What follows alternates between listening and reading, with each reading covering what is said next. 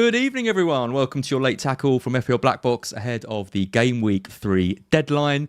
It's an unfamiliar face around these parts. It is someone I've been desperate to get on the channel ever since I saw his first bit of weird, psychedelic, nightmarish content. It is, of course, Mr. FPL Nightmare himself. Andrew, welcome to FPL BlackBox. How are you? Hello, thank you for having me. I am very, very, very nervous. I feel like Big Dan Burn walking out at Wembley for Newcastle with the crest on the shirt, and I'm just hoping it's this year's cup final rather than 2 years ago. Oh yeah, well you're the third Andy on the channel, as people have already pointed out. So we've got obviously Andy North, the regular. We've had Andy Mears as well, Mr. Let's Talk FPL. So one good, one bad. I'll let other people determine, which one is which, and you. So which category are you going to fall in? I have absolutely no doubt you're going to be an amazing guest tonight, and it's really good to have you on here. So thanks for coming on. Well, I just know what's happened is that you've realised how tough a start to the season it's been for everyone. So you've gone out here and you've found the lowest ranked content creator in the entire world to make all your audience feel better, and So here I am to make everyone feel better right before I turn it around. It has been a bit of a nightmare, hasn't it? I mean, so obviously we've got the podcast listeners. If you're listening to this, FPL Nightmare is currently 9.8 million in the world, which is actually quite impressive. I think there's anti-FPL players who are outscoring you at the moment. I mean, we've got to talk about your game week. We'll just go straight into it at this point. I mean, although that's mine. Not mine. That was let's not talk about that. I dream of 48 points.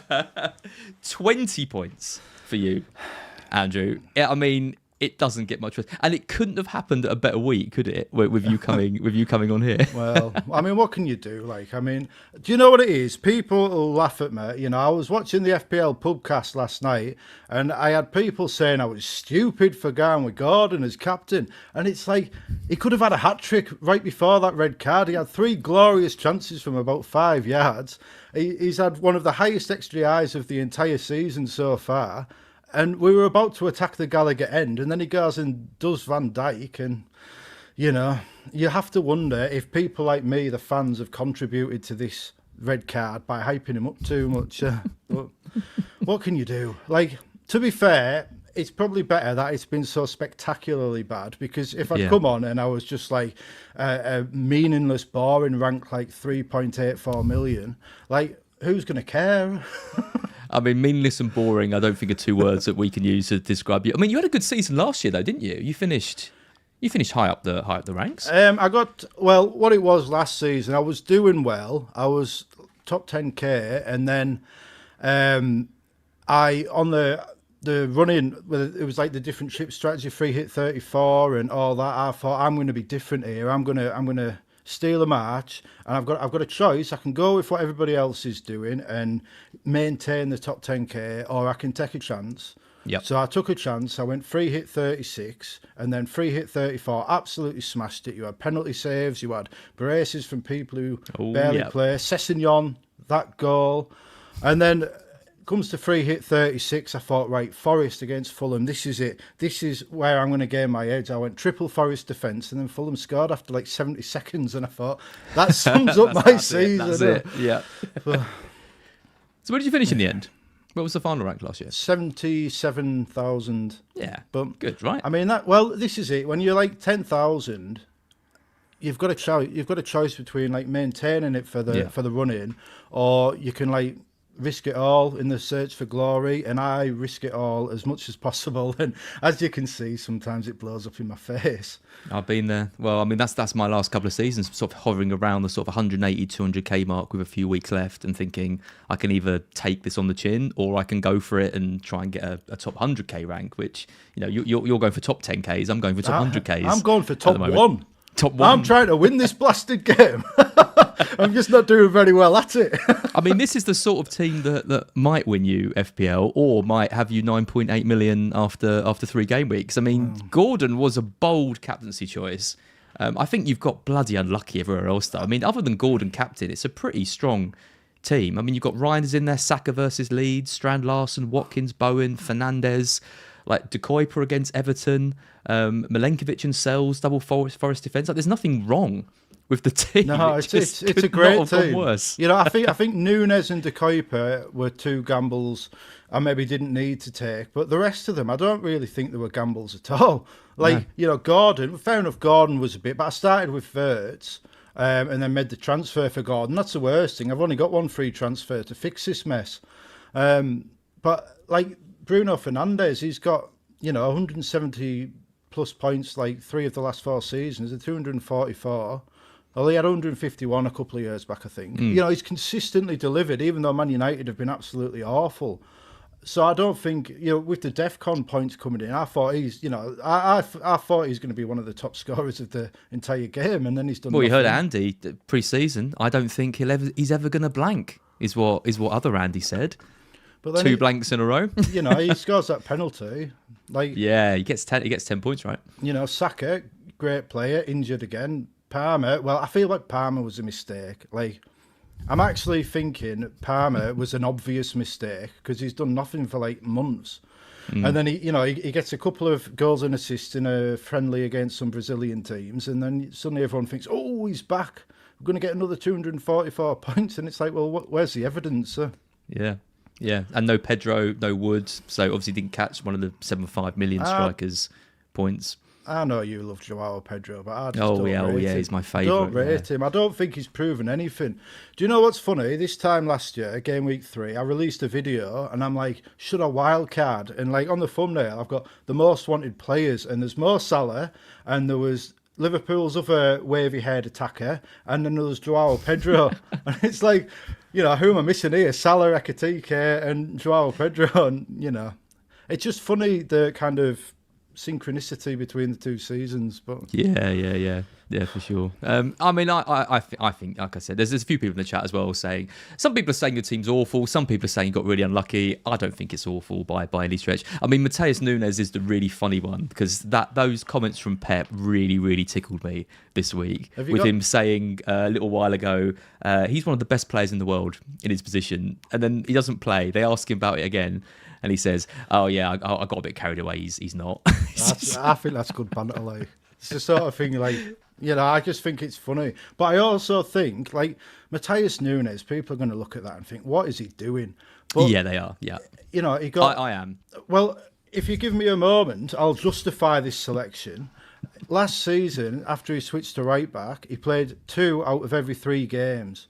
He was subbed on once of the other games. So in my head, he got 81 points, and he if he was classed as a defender, he would have got 107 points, excluding additional bonus. So that's from 19 games. So you extrapolate that over the season, 2 out of 3 games, he would have ended up with 161 points before additional bonus, and he never came off the bench.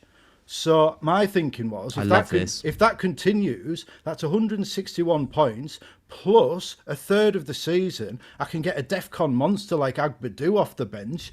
He's going to be a 200 plus point player.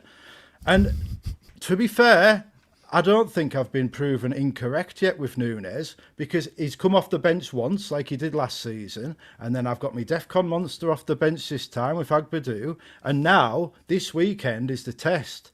But am I going to keep him? Because I can already imagine the chat's going, oh, you've got a wild card. There's a couple of those comments creeping in, yeah. Yeah, well, I might have to. But you're reluctant. You're reluctant, aren't you? I am, because if I wild card, I can't, like, if I wild card, how can I justify not having Haaland and Salah? Or at least one of them? And I really want not to, because I feel like it can be done without them. And I know there is some great FPL managers out there. Can you remember Heskebo from Twitter a few years back? Yeah, Yeah, he's like top 250k, top 300k or something. He's got neither. So that's on. I follow him on Blue Sky. I mean, the only thing that could make it worse is if you wildcard, don't go for either of them, and they both just absolutely smash it over the next 3 weeks. If I wildcard, I'm going to have Haaland. I'll say that now. Like, look, I know my whole modus operandi this season is taking on the template, but I don't even think Haaland really is a template player. I think most people are going with Salah and then other strikers. So I don't know. But he's only 31.9% owned, although I feel like that might be a bit higher tomorrow with all this injury news. So I feel like I'm rambling. Just shut me up anytime. I love it. The chat is loving it. FPL SWAT Andrew's one of the most positive people I've ever seen. More of him. Love the logic, says Patrick. The comments range from being quite harsh, from Gamer Gaming, your lineup is done for, to other people saying that you were just really unlucky. As well. Other people saying you should definitely wildcard. Some people saying it's a fantastic team, other than obviously the Strand Larsen I'm not taking news. the Strand Larsen slander. That's interesting statistic. Voltemeda has been given the number 27 shirt, so the Newcastle number 9 is still vacant. Ooh. And I'd rather it was Strand Larsen than Visser. Like, either are going to be fantastic, but there's something about a great, big, stocky Scandinavian that I just think would be perfect, especially it's a bit of you, is it? A bit of a stocky Scandinavian, just a bit of... What about a 6'6" German as well? That's... Like, come on now, what a player. I have watched at least 3 highlights videos and I'm convinced he's the greatest player to ever exist. I watched the same video. He's like a... We're going to be talking about him a bit later in the stream, so I'm desperate to get your thoughts on Isak and Voltemada coming in and Strand Larsen and all the things that are happening. I've got Elanga as the poster boy for this episode because he's coming into my team. So I'm interested to know what you have to say about that. It's great though that the chat is loving it, loving the start. This is the idea of late tackle is for it to be a bit rambly, a bit of a chat between us. If anyone's got any questions for us, drop them in the chat. We'll answer those as we go. I've got all the stats tables. I know it's only 2 game weeks, but if people want to see certain stats about certain players, I could bring those up. And yeah, we'll just talk about general talking points. I mean, I guess the main talking point at the moment, given I keep putting up the wrong screens. The main talking point, I think, given the injuries. You've got both. I've got just Palmer, but the Palmer and Saka injuries are forcing people who might not want to be making transfers into having to make transfers, right? You've got both. You're probably wildcarding, maybe wildcarding, but who would you be looking at if you weren't wildcarding and you were making, say you're taking both of those players out, who'd be your kind of top targets? Right, well, I've got a long list of players to discuss, but I'll discuss it concisely. Like, obviously, if you're someone like me who has taken the gamble, Mo Salah would be the obvious one because you've lost all the kind of reasons not to have him. So you could bring in Salah and Elliot Anderson, for example, and you've used the same money. You'll still have some left over, and I think that would solve a lot of issues, and especially when there's so much kind of disruption. I don't really think any of the signings really scream sign me. That's my issue. This is my issue with the wildcard. I don't think anybody is screaming out to be brought in. I know, which makes it exciting though, right? Because it means like I'm bringing in Gibbs White and Elanga this week. It's like if you told me 2 weeks ago that my first transfers of the season would be for those two, I'd have thought you'd lost it. But I can't see any clear replacements for them other than Salah, like you mentioned. I think the thing this season as well is there's so much variety to the style. It's wonderful. This is what the game's been crying out for. Like, I was against all these extra trips, but now there's so many different strategies. How many transfers have people rolled? What position are people in at the minute?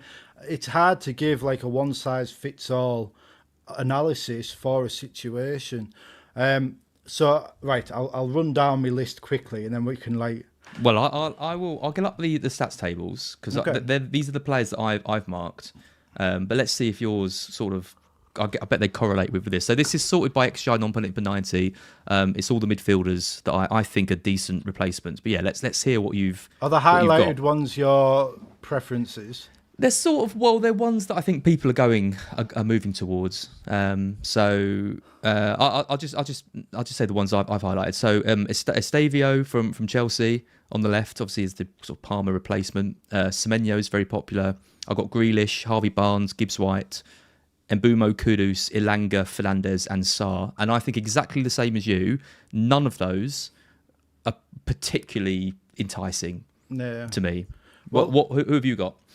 Well, I haven't. What I've got is I've got Salah and Gakpo because I think Gakpo has to be discussed. But the problem with Gakpo is Isak coming in. Is another striker coming in if Isak doesn't go? That's the issue. Will Gakpo start? And they have Arsenal next. Now, I think Gakpo scored in something ridiculous, like 200 home games on a row at the moment. or something. So you could maybe gamble with him there. I mean, I don't think Arsenal are all that. I know everyone loves them, but I felt they were very disappointing last season defensively. They were one of them teams that kept a low, expected goals conceded and didn't concede a lot, but they always seemed to find a way to concede a goal. Whenever I had the defenders, so completely agree. It's exactly the same as last season, right? We ignored Arsenal at the start of the season. They kept a couple of clean sheets. We bought in Raya and then watched them basically do nothing for weeks. I did the same with Nottingham Forest defence, with all of them. It's, the Man United ones I've lumped in together because, toss a coin. They've all got strengths. Cunha's probably the most likely to get a return, attacking wise. He's not on the table actually. I'm gonna add him to it now. Yeah, but he's the most likely to get a red card. Like if you're asking me to gamble on Cunha after this whole Anthony Gordon farce, I just don't think I could do it. Bruno Fernandes is probably the safe bet, but he's a player in holding midfield. So, but against Burnley, he's probably going to get forward a lot more. And then Mbeumo is on corners. I feel like Mbeumo's the one I would go for. I just feel like he's a steady Eddie kind of, he might not get a spectacular score, but I would back him of the new boys up front. I would back him to be the success at Man United over Cunha and Sesko. I think Sesko's career at Man United is already over after the other night. Like, how can you have a 10th penalty taker? Ridiculous. £85 million striker and he's hiding on the penalties. Like, back in the day, he would have been kicked out the dressing room. But like, if you had the receipt, you'd take him back. But we'll get to Sesko later. Are you saying that not as a bitter Newcastle fan who he rejected? Or I'm delighted. I am delighted he rejected us because, like, this Voltemada, like, honest to God, it's if you mix Duncan Ferguson and Peter Beardsley together, it's unbelievable. And we could have had missed a 10th penalty. Nah, not for me.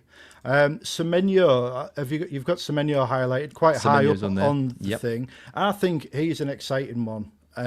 He started the season well. He did well last season. My problem with him last season was he seemed very streaky. Like he'd get a big haul and then he'd have 2 or 3 games of nothing.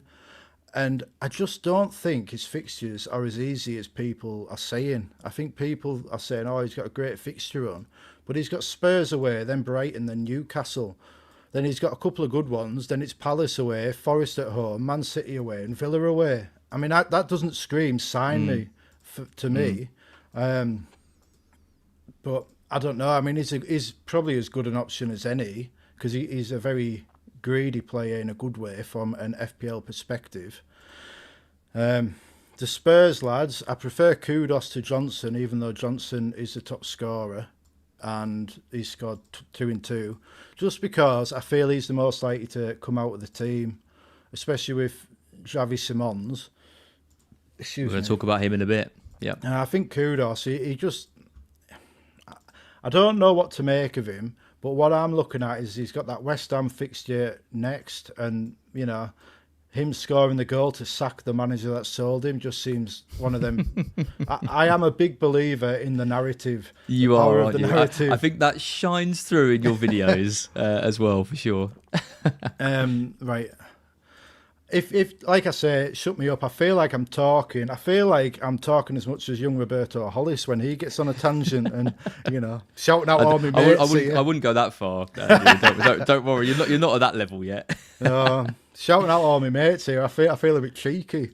I'm just a bit distracted because I'm trying to fix the table because there was a couple of players in the wrong position. Right. So well, you do that, and I'll just ramble my thoughts. You keep talking because you should have sent me that on a WhatsApp. I could have just kept going. Gibbs White, and I think Gibbs White is a good one. Like he's got the 3 of the best fixtures in the next 4 with West Ham, Burnley and Sunderland. That Arsenal game is a bit trickier, but if you've got a decent sub, even if it's a defender, you could always just bench him for that one. He's had a very good last 3 seasons. In the last 3 seasons, he's had 18, 17 and 17 goal involvements. And he's got a XGI of 0.48 per game per 90 this season so far. Now, one thing is that he's been subbed early in both games, but he's a dependable player. But at the same time, he feels a bit like a Ward-Prowse for me, where you've just got to leave him in. But if you just leave him in for the next 4, you'll probably get something. Undoy, I know nothing about, except he's getting his £6 million and he's got returns in both matches. So, well, I was really impressed with, and sorry, I think I fixed this chart now. I hadn't sorted Kuna properly, so he wasn't showing up. So he does come up 18th on this list. I've added him now. Should be all right. Someone wants to give that a quick sense check who's watching, then fine. But yeah, they should be all the players. Yeah, I asked Mark about Endoy because he was on the cover for BlackBox earlier in the week, because I was really tempted by a Rutter move to him, and I don't like to trust Mark, but Mark says when it comes to Forest, I don't trust him anyway, but particularly around Forest. You don't like to trust Mark Southerns, and you've got Mr. 9.9 million rank on your channel. I'd trust you any day, especially when it comes to my team, because Mark is a classic person who would advise me terribly. Every bit of advice Mark's ever given me for 5 years has gone completely tits up on the show. So it's not going to suddenly stop now. But he says he's not been impressed with Endoy, in terms of his performances. I know he's obviously got the 2 returns, but says performances hasn't been great, and they've got options in that position now. They can sub him off and things like that, which is what is pushing me towards Gibbs White maybe a little bit more, because you've got that security. Yeah. But I know some people are tempted and they're looking at the points and thinking that's pretty good, and I don't blame them for that. Gibbs White shows up all right. XG on opponent per 90 over the 2 games is 0.48. That's pretty good. That's ahead of Cunha, for example, and I would say that Forest have got much better fixtures than Manchester United over the next 3. I'd argue that Nottingham Forest are a better team than Manchester United as well. Oh, so that's undeniable. They finished about 8 places higher than. Well, yeah, exactly. There's a lot of love for Manchester United players, and I was one of them. I was going to go for Mbumo, just like you said earlier. He would be my preference of the 3, but that Grimsby game and those comments from Amorim and things.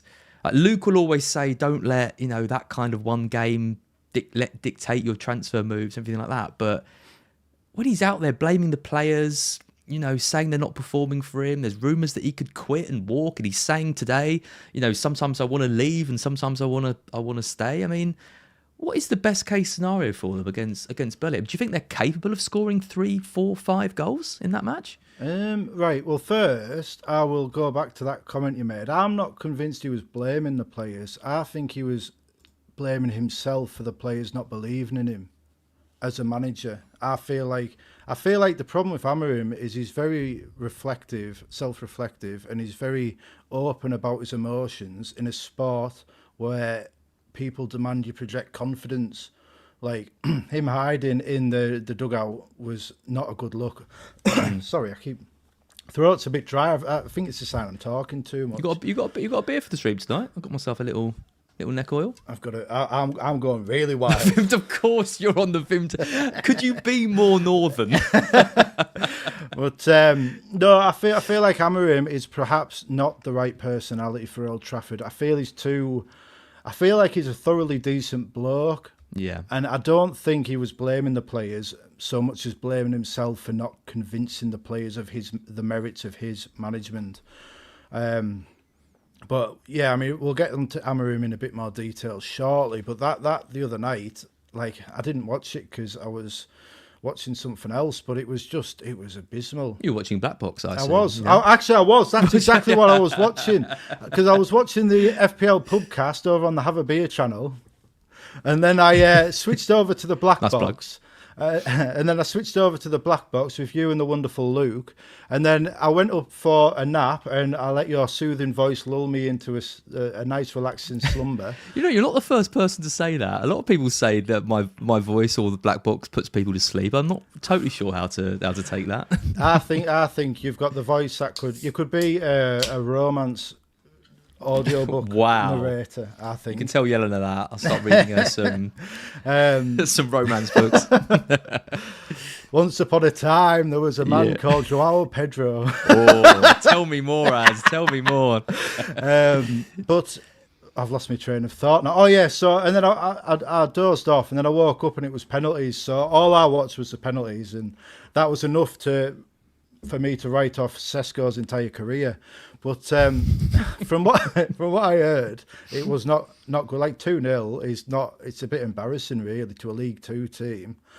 Sorry, what was the question? You were talking about Amorim. Oh, Man United midfielders, right? Well, yes. what I would say is this is the classic. It doesn't matter how bad a team is; they always win a game. Like I remember when Derby had their record-breaking relegation, they managed to beat Newcastle twice. Of course they did. Yeah, I remember that. Well, I mean, you look at Man United and you think this is Burnley's moment. This is Burnley's. They're going to go. It's at Old Trafford, I think. It is. Yeah. They're going to go up there. Lyle Foster's going to make a name for himself, have the moment of his career. You know, they've already put Sunderland to the sword, and they're probably about the same level as Man United, if we're honest. Yeah. You know, certainly more of a team.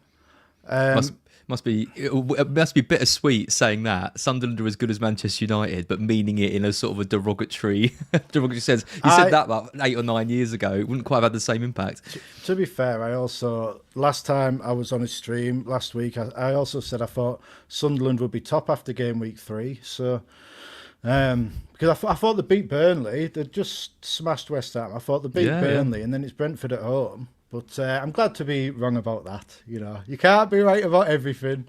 But I feel like you have to take a chance on one of them Man United players, because I always ask myself, what if I'm wrong? Because I am wrong a lot. You know, I have big ideas and I have big hopes, and sometimes big dreams. Sometimes that can be quite insightful, but quite often, you know, we all have to accept that we are infallible. We're not infallible. I'm certainly not infallible. And if, like, for me, going against Man United this week just seems a bit of an unnecessary gamble. I've seen a couple of free hits that have not got any Man United players in. I just think, well, if it's a free hit, you get one in just in case. But surely you go for one of them on the free hit. I completely get that. I mean, the only hesitancy I've got for not getting one is I just don't want them past this game. I mean, if we take a quick look at the fixtures over the next 6, I mean, Manchester United are sort of nearest the bottom end. It's Burnley at home, obviously great. It's Man City away, Chelsea at home. I can't see them getting points in either of those 2 games. They do have a tendency to turn up against like a Man City, don't they, and get something, but away from home, I mean, that would be a hell of a result if he can pull something out the bag there. I mean, it's Brentford away next. Brentford are a funny one. They had a really good performance, I thought, against Villa, but did that say more about Villa's attack rather than Brentford? Obviously, they were poor in the first game, but you know, if over the next 2 or 3 games, Brentford do show that Andrews has got them playing a little bit, then going away to the G-Tech, I don't think is necessarily a really easy game. Their defence hasn't been ravaged in the same way that maybe their attack has with Mbumo and Vissa going. I mean, then it's Sunderland, and then it's Liverpool away. So it could be, I mean, depending on how Brentford get on, it's only really one good game in the next 5 after Burnley. You look at some of the other players who have got good games. I mean, look at Spurs, for example. I mean, they're playing Bournemouth, West Ham, they've got Brighton, Wolves, Leeds. That is an incredible run for someone like Kudus that you could bring in instead. But yeah, surely on a free hit, you go for at least one. I mean, I'm seeing some with three United midfielders. That might be a bit of a stretch. That seems as much of a gamble as Anthony Gordon captain to me. Like, yeah, it just, you're asking for trouble, because Burnley are very capable of keeping Man United down, even if they do concede. And Dubravka, let's not forget, Dubravka's got a point to prove against Man United. You know, he Yep. signed for them on loan, was a bit embarrassed, couldn't play in the cup final for Newcastle as a result. I don't know. I feel like in football, a good team beats a good collection of individuals a lot of the time, and I don't know if Man United are a good team yet. Well, that's what Amarin said, wasn't it? He said He said even when it comes to Grimsby, when it comes to League Two opposition, they are a team, and we have the better players, but they'll win out every time if you're more of a collective. When your own manager's saying that about your squad, it is definitely a bit worrying. I mean, we mentioned Spurs. There's a few people mentioning Spurs as well, about Spurs being ahead of United, which I think is easy to say. I've been told off by Jordan Smith for my pronunciation of Estavo. Estavo, I think, is how you're supposed to pronounce it if we are to believe Jordan, not Estavo, which I must admit does make me sound a little bit too Essex as I put it like that. So yeah, we go with Estivo. Estivo, Val. Estival. Estival? How would you say it? I would say, I think it's some sort of like Portuguese translation for like elite FPL Stevo. So I would say E-Stevo, but I suppose that's a bit like E-Steve. E-Steve. Electronic Stevo. There we go. No, perfect. I thought it was Esteval. So I suppose probably similar to the first one. Esteval. I mean, who knows? Esteval sounds like it could be. You know, after 5 years, we're finding out Bruno Fernandes is pronounced Fernandes or something. So. Yeah. I learned that from FIFA. Did you? Yeah, the commentators all kept saying Fernandes, and I was like, what are they doing? Why they said that? It's like Joe Linton for Newcastle. Apparently, it's pronounced Joelinton. That's what Joe has said for years on the various scout platforms, and I'm not convinced. Well, doesn't matter now, you know.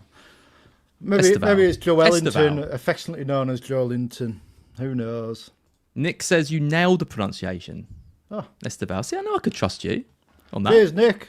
I think we have Trigger Lips in the chat as well. I'm pretty sure we have Gary too. Obviously, your partners in crime for the FPL Have a Beer podcast. So do check that out. I wasn't sure if I was allowed to mention Trigger Lips, but he's fantastic. Don't if you averse to controversy, ignore his Twitter account. But his YouTube videos, Trigger Lips, are fantastic. But a great introduction to them is.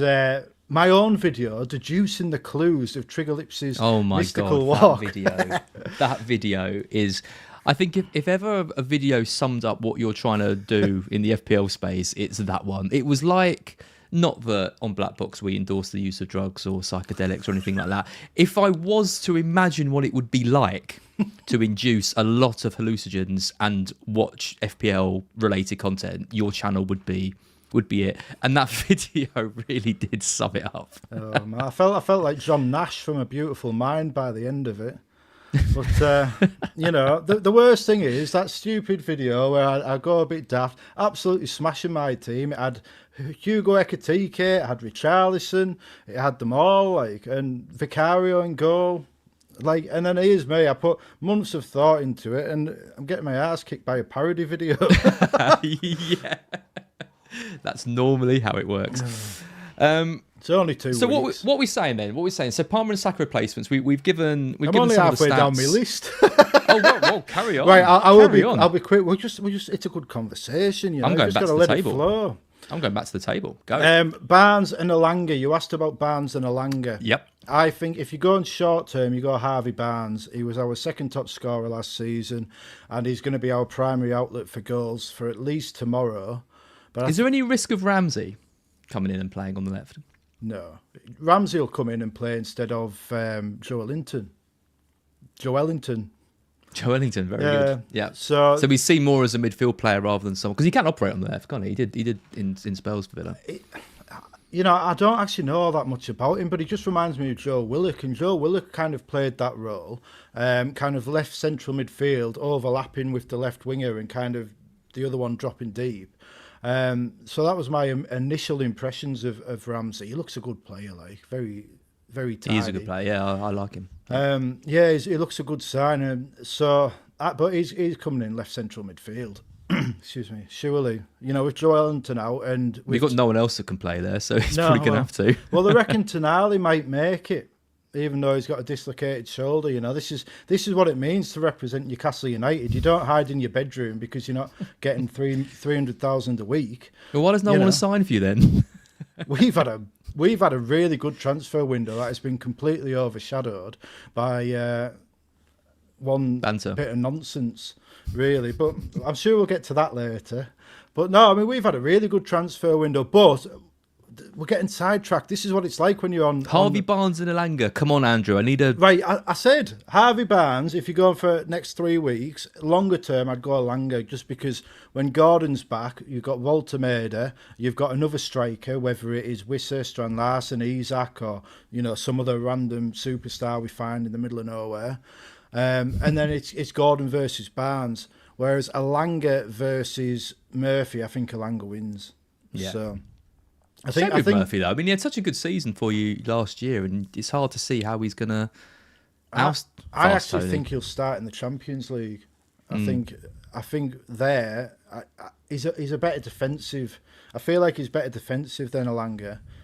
Excuse me. And we saw that on Monday night when Elanga, bless him, like he'd run his heart out for 100 minutes, but you know, he should have been picking up that young Rio lad, and he left him in 20 yards of space to score the winner. I don't think you'd get that with Murphy.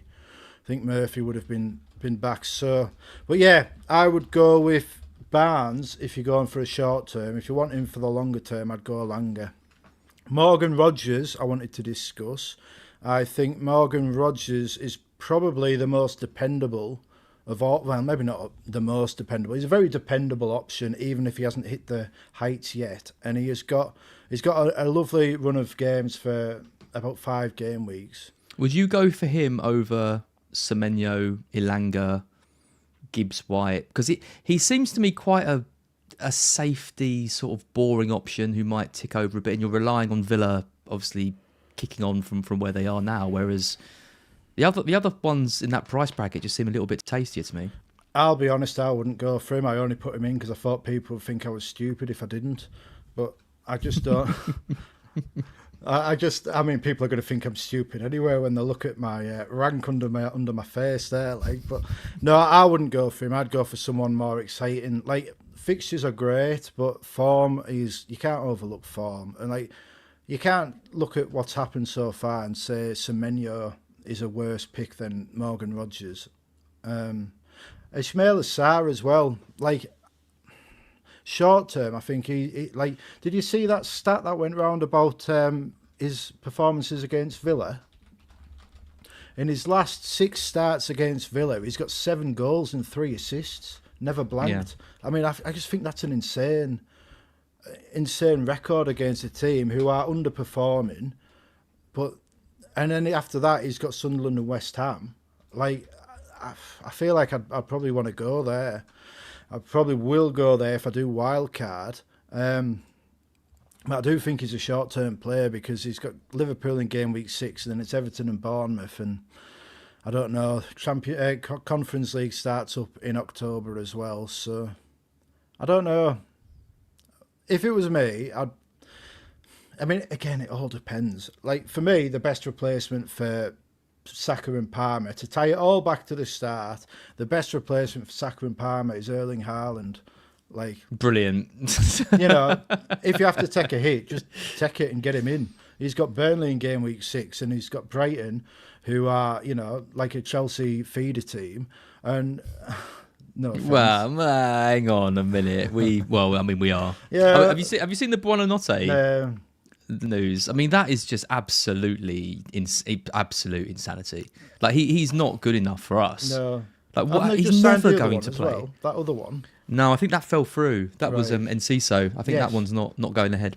Right. So they're getting Buonanotte instead for absolutely no reason, because honestly, will never. He can only play as a 10, and he will never play as a 10 for Chelsea. He's not good enough. I wonder if it's a sign Cole Palmer's a bit more injured than they're letting on.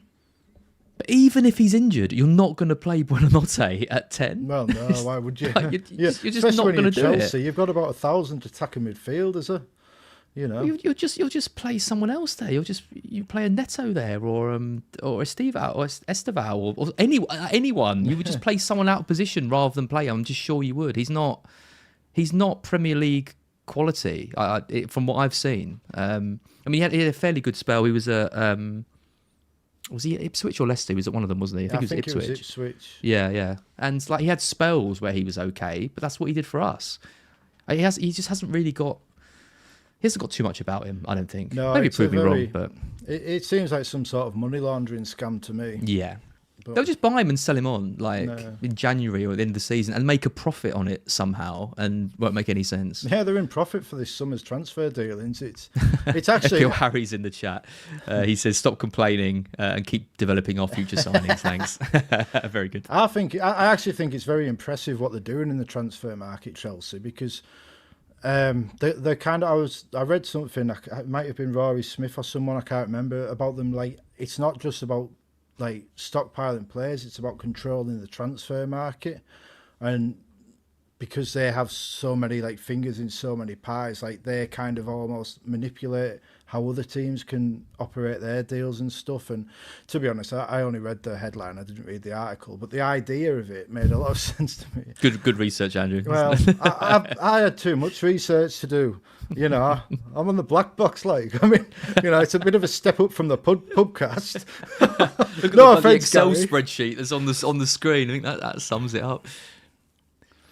So okay, so you think the best replacement for the two midfielders we mentioned is a forward in Haaland? That's good. I mean, you mentioned Salah earlier as well, and I completely agree. I think if you've got both and you haven't got Salah, then Anderson and Salah is a lovely option, Yeah. like for you to take, even though it's Arsenal next. Yeah, I mean, Josh King is fine if you like. A lot of people have got Mark Gui, so they could replace him with Josh King. He came on.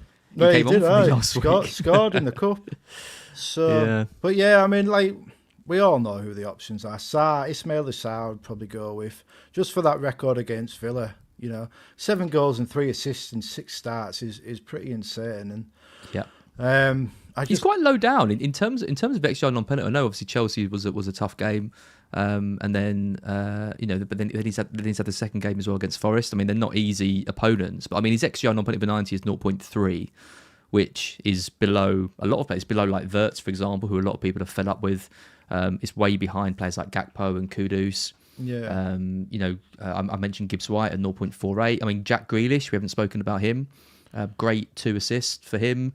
If they can get him playing like he did at Villa before City absolutely ruined him, then they've got a hell of a player there. Might he be shifted over to a more central role, given that Dibbling's come in and they've got options on the wings now? I like the look of him. But yeah, Sarr seems to be actually probably, aside from the Man United players, I think Sarr is probably the one that I'm seeing the most people go to. Yeah. Don't hate it.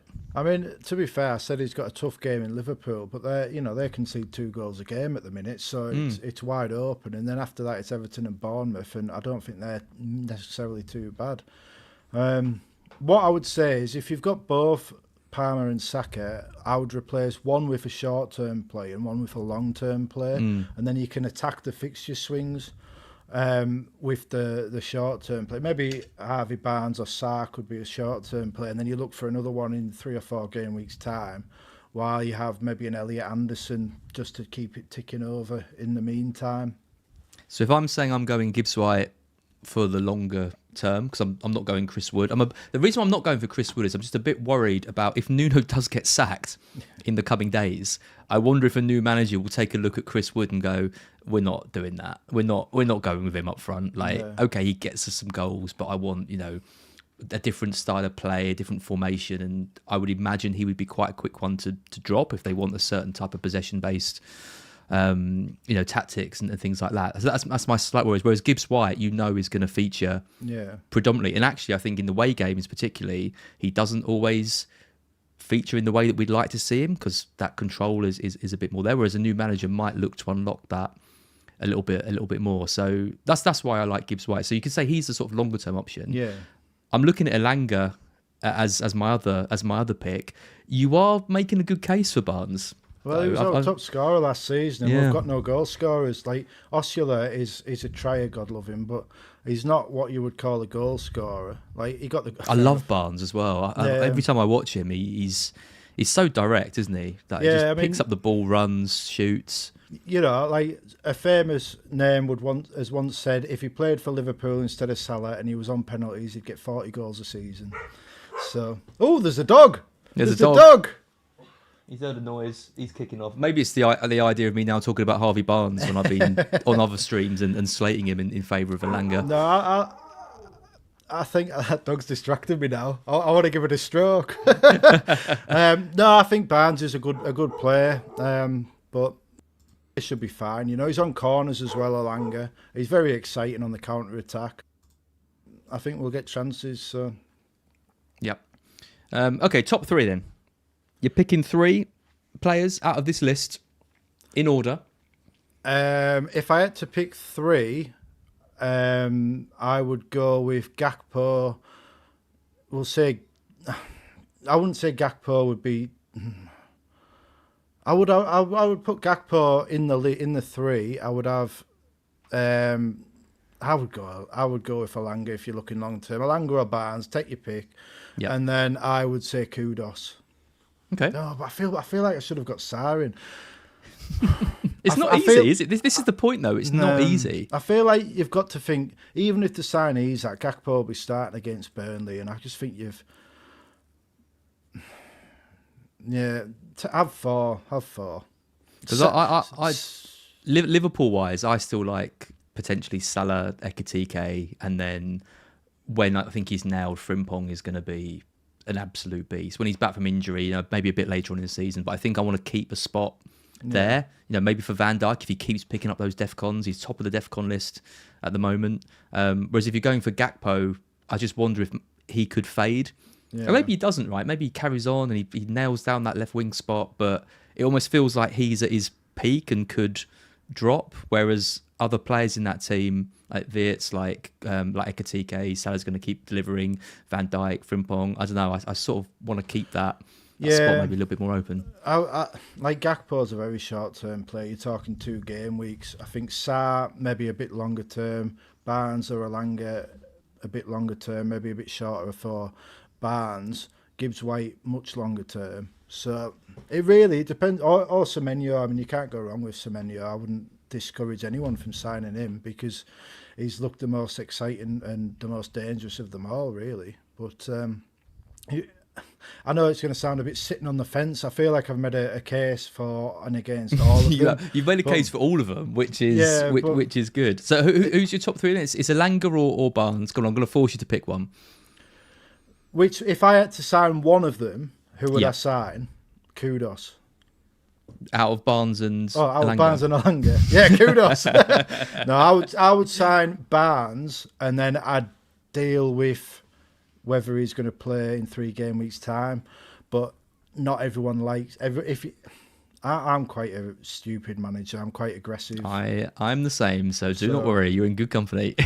You know, I just like. I feel like in that time he could get 5 goals. He's one of them players. I don't think Elanga will. Yeah. But I feel like, I mean, Barnes is cheaper as well, I think, so there's that to factor in as well. Barnes or Elanga, kudos, says Ryan. that's like a if you ever watched the Q&A I do with Sam on Scout, it's kind of like that. We get a question in. It's pick one of these 2 players, and she'll always pick I'm nervous still. I'm a bit more calm, but I'm still a bit nervous. You're doing great. I love it. It's a really easy, nice chat. You know, this is exactly what I wanted, so it's perfect, and the chat seems really enjoying it. I mean, not to make you even more nervous, but we do have just under 1,000 people watching live. I want 4 figures. I want which 4 is great. Figures. Yeah, I'm going to be going back to my chat with Gary and Trigger Lips, and then I'm going to be like, I hit 4 figures. I hit 4 figures. Yeah, we normally get excited if we break 100. Well, the numbers are growing; they're not decreasing. So you must be doing something. You must be doing something right. I think my top 3 would be Gibbs White first. I'm surprised not more people are looking at him. I think. I think especially with that West Ham fixture, West Ham seem to be having trouble with the number 10s. Like you look at Joao Pedro in the last match and from number 10, and I just think he's a good pick, but he's maybe not a sexy pick, and people like he's not a sexy pick. He does go for long periods, like just ticking over, not getting too many. But I just think those 3 games, he's playing 2 promoted teams and West Ham in the next 4. Like surely he gets some points in those. I'm going to stick with Elanga. I still think Elanga long term. I just don't want to have to be dealing with Barnes in like 3 or 4 weeks. It's probably going to be around the time that I wildcard anyway, but if I don't wildcard and I do decide to push it on and then Gordon starts and Barnes is out, you're relying on Barnes delivering over the next 3 and then hopefully keeping his place. But if he doesn't, then it's a problem. And I really like Semenyo. I still think Semenyo, even with the fixtures, is a great pick. So neither of us have picked any United players. Well, no, because you're talking one game. It's a one-game punt, isn't it, really? But what I will say, like, fair enough, they got Man City next, but if they get a new manager in, and he's an exciting manager who plays a proper formation, like that Man City game could be wide open for them. Like Spurs just turned Man City over quite easily, I thought. And it's a sort of game, if you're a new manager, that's when you want new manager bounce. And then Chelsea, I still think Chelsea are a bit unproven. Like, I feel like they're very good, but there's always so much turnover there. And I would be like, it's tough because you just don't know. Because, like, I don't know. Ramble. Ignore Man United, but ignore Man United. But that is my take on it. I mean, CH James has put Amorim as the most depressed manager. I was just about to say they're just a sad. Would you club. Not be? They're just sad. You've gone to Man United, and it's like a non-league club, and I feel like it's a bit disrespectful to non-league clubs, but they're run so poorly. It's basically, this is what you look at Man United. That's what Newcastle had with Mike Ashley for years. Except Man United still actually sign players. Yeah. But it's so incompetent from top to bottom. Yeah. I know what you want to talk about next. Moving off of these players, we've mentioned him a few times already on this stream. We've got to talk about Nick. Not the most German name. Walter Mardo maybe a little bit more so. He's signing, like I said, 6'6". He's an absolute beast. We both watched his highlight video, both very impressed. He's got that sort of Zlatan, Berbatov, lazy, effortless brilliance, which is probably my favourite trait in football, is Berbatov. I mean, what a player he was. The league is worse, without him in it. He's one of my all-time favourite players. Difficult to say with Baltamade what he's going to come in and do, whether he's going to, get to those heights that Berbatov did for so many years. But you're pretty happy with this signing, right? I mean, I don't want to swear, but it's an effing lot of money you're paying for this guy. So you've got to hope he delivers quickly. Yeah, I mean, he's a great replacement for Callum Wilson, like. Yeah, just a bit. But no, I mean, you can see the graphic on the screen, which is Alexander Isak and Nicholas Voltemade, I don't know. His the percentile ranks in various actions over the last year. Now, you have to urge a bit of caution here because the Premier League, where Isak operates, is a much higher standard than the Bundesliga. No disrespect to the Bundesliga. Well, we see it time and time again, don't we? Füllkrug, Wirtz not scoring in the first couple of games, Werner, Havertz, all these players signed and we thought they were going to be hitting 20, 30 goals and well, maybe not Füllkrug. Maybe that's a little bit of exaggeration, but still. But even so, like this is a very impressive like hexagon. No, it's not a hexagon, is it? It's more like a dodecahedron, but like the graphic where you see like Isak has the advantage in the goals and the shooting and non-penalty XG and shots, but everything else, it's all about Voltemade. And like we say, you have to add in a Bundesliga tax for that. But when you watch him, he's just so exciting to watch. Like, he gets the ball and he beats 3 players. And very, very positive move. And it's come from nowhere. That's the other thing I've liked about it. Champions League draw going on. Craig Hope said, Newcastle have an interest in Voltemade at 5 o'clock. By 9 o'clock, he's on a plane to Newcastle and he's signed, you know what I mean? Yeah, I know. Yeah. But one thing which we don't have a graphic for, but I found during some research. Sorry, just one great comment from CHJM. It's a polygon, not a hexagon. Well, a polygon's a very there's a specific amount there, and I just can't figure out how many there are, how many points there are.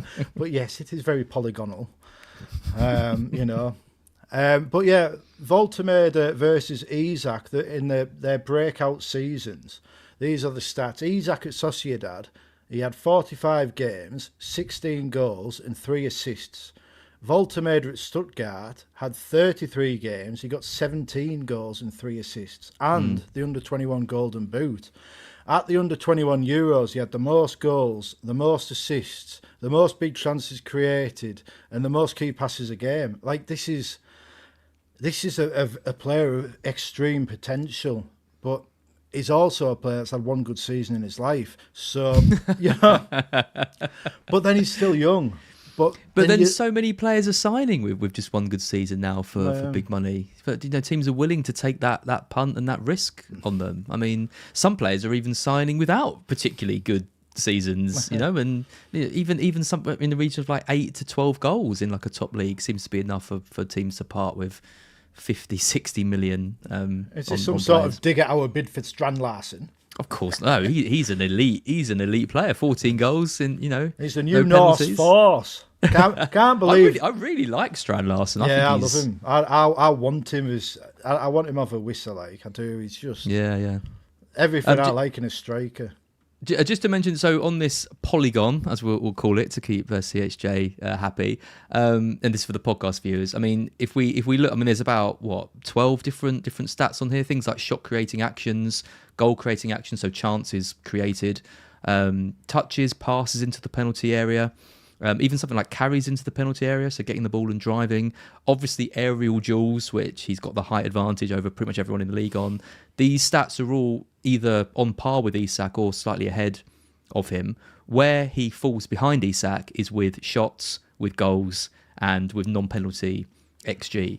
So there's still that side of this game, which is, okay, he looks like he's going to be a great player. He's going to bring other players into the game. He's going to win headers. He's going to press. He's going to do all these great things. But can he get enough goals to replace the goals that Isak you're losing, basically? Because you're going to get 20 goals of Isak, aren't you? A happy and fit Isak over a season is a 20-goal striker. Can Voltermader get 15 for you in the league? Well, what I would say is, when we're looking at here, what we're seeing is Isak after Eddie Howe's had his hands on him, and Voltermader before Eddie Howe has got his hands on him. So if you think of how Isak improved from 6 goals the season before he signed for Newcastle to an absolute elite operator, and then you think about what he could do with Voltermader, who's already, again, I wouldn't say he's at the Isak level yet. I don't know enough about him to make such a lofty claim. But we've seen that video. We both think he's, the next Zlatan, so he must be nearly there. But I think the clever thing Newcastle are doing, if they do sell Isak, because you can't rule out Isak staying yet. If Liverpool don't bid an acceptable figure, Isak's just going to have to suck it up. Would you be happy if he stayed at this point? Yeah, I love the bloke. I'm really sad. I'm not one of these people that's angry about this summer, because we knew this would happen with one of the big names at some point, because PSR demands, challenger clubs have to sell the best players for no reason. With these made-up rules from 10 years ago, it's Elliot Anderson in the England squad today, fantastic for him, wonderful. But we had to sell him because Minte to us, Minte as well, and we had to sell them and take Forest's reserve goalkeeper for 20 million just to satisfy these made-up figures on a spreadsheet, and it's just a stupid rule. Yeah. Any rule that encourages clubs to sell homegrown players is a stupid rule. It's wrong, but it is what it is. I've gone on a tangent here. This is what I do. If you come to my channel, you'll see me walking videos. I go off on tangents and I eventually meander back to the point, hopefully in an entertaining way. But what I like about what Newcastle are doing, we were on about Isak, I'll meander back to that in a second. First, take your time. You meander around as much as you want.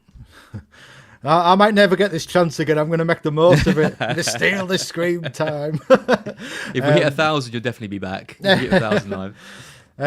What I like about what they're doing is they're trying to bring in a Premiership-proven striker alongside him, whether it's Wissa or Strand Larsen, and they have the knowledge. So it takes the pressure off Voltermader a little bit, kind of the way Wilson took the pressure off Isak in his first season. You had that proven up. Although I wouldn't say Wissa's a proven operator. He's had one good season, really. It's different signing Wilson on a free, though, compared to spending 50, 60 million pounds on a backup. Well, if that's the plan, like Newcastle have been after number 10s. There's been a lot of talk of number 10s. I'm wondering if Eddie Howe wants to change the formation, at least in certain games. Like bring back 4-4-2. Well, maybe a 4-2-3-1. With like Voltemade in the hole and maybe a Wisser ahead of him or Strand Larsen. I do want it to be Strand Larsen. I do. Ever since I got him in my FPL team in game week 6 or 7 last season, I love him for reasons that make no sense considering he doesn't play for my team. This chart indicates that Voltemade playing behind or alongside another striker would be the way to go, right? Yeah. Because then that does take the pressure off him having to score you the 15, 20 goals. If that could be shared more with a Strand Larsen who can chip in with that. Because then if they can get 15 goals each, for example, you'd absolutely be over the moon with that. And that role is becoming more and more important. That the Pedro, we're seeing Pedro playing that in the 10. Wirtz controlling the play, dictating the tempo, holding the ball up. All that part of the game is so important now. Yeah. And Luke said it really well on the last Black Box. He's like, just having a big guy up front is the way that so many teams are trying to operate and building their tactics off these days. And I mean, the other thing as well, we've just signed Alanga and we've got Jacob Murphy, and they're both right-footed right wingers, and we don't have most wingers nowadays are inverted, whereas we've got pacey people who can hit the byline and then cross the ball in for a big man to boosh, header the ball in the net, and it's a bit of a throwback, but teams nowadays don't know how to defend against that football. Yeah. No. And also from set pieces, the other thing is like Voltemade.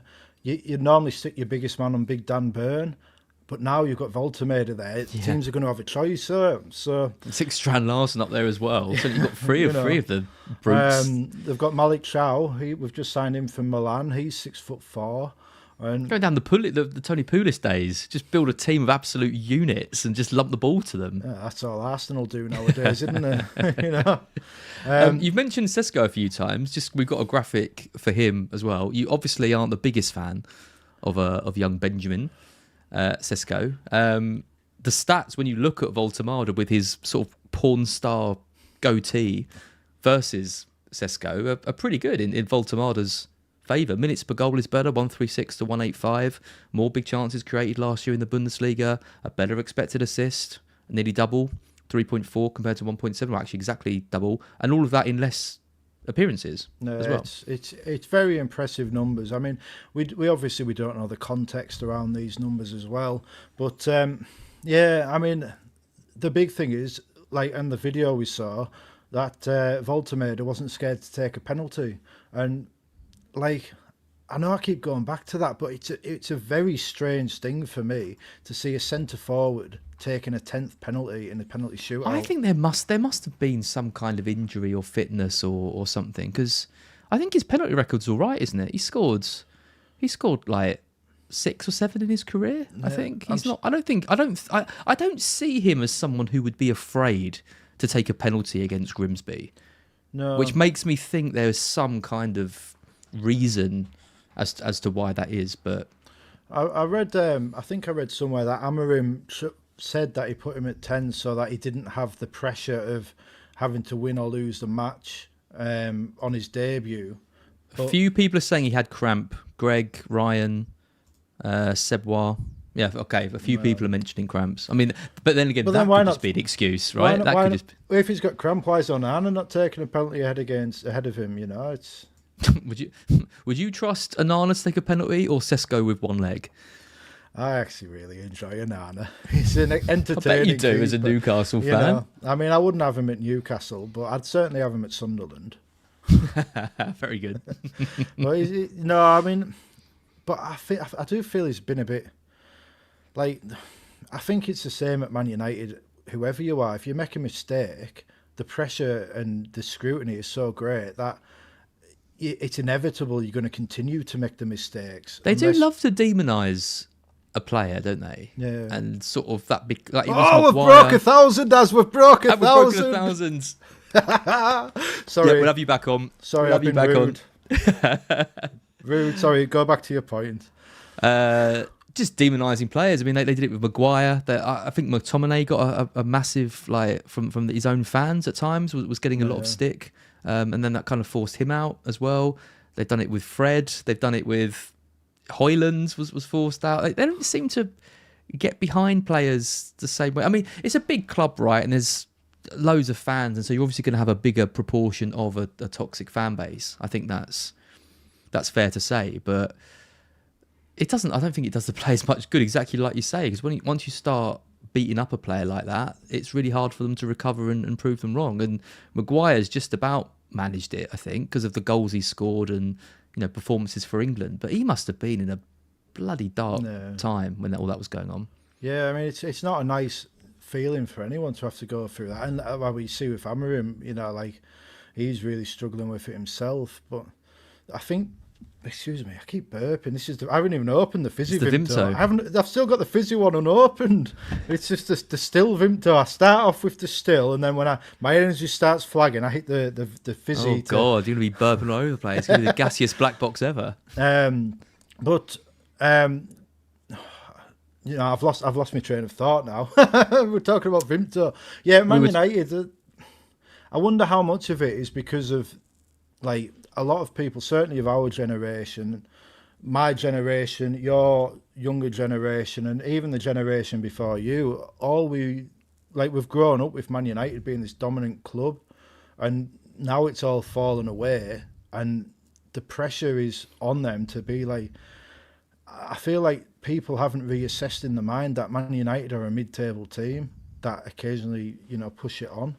Like they're an Aston Villa or a Newcastle nowadays. They're not a Man City or even a Chelsea, And I feel like that is... They need to redefine their expectations to a more realistic level. Just because you've got a lot of people in a dilapidated stadium does not mean that you're going to finish towards the top. And to be honest, like if I'm being really honest, I would say part of it's karma, because like they finished second under Solskjaer and then got rid of him because he had a bad run. And he's available now. Well, as is Mourinho. Yeah, Mourinho, highest points per game for Man United since Ferguson. Interesting statistic that I've got for my Amorim notes for later. Very good, very good. Yeah. Anyway, Sesko, I think he's going to struggle. Like, I feel like he's going to look back at this summer and wish he'd signed for Eddie Howe.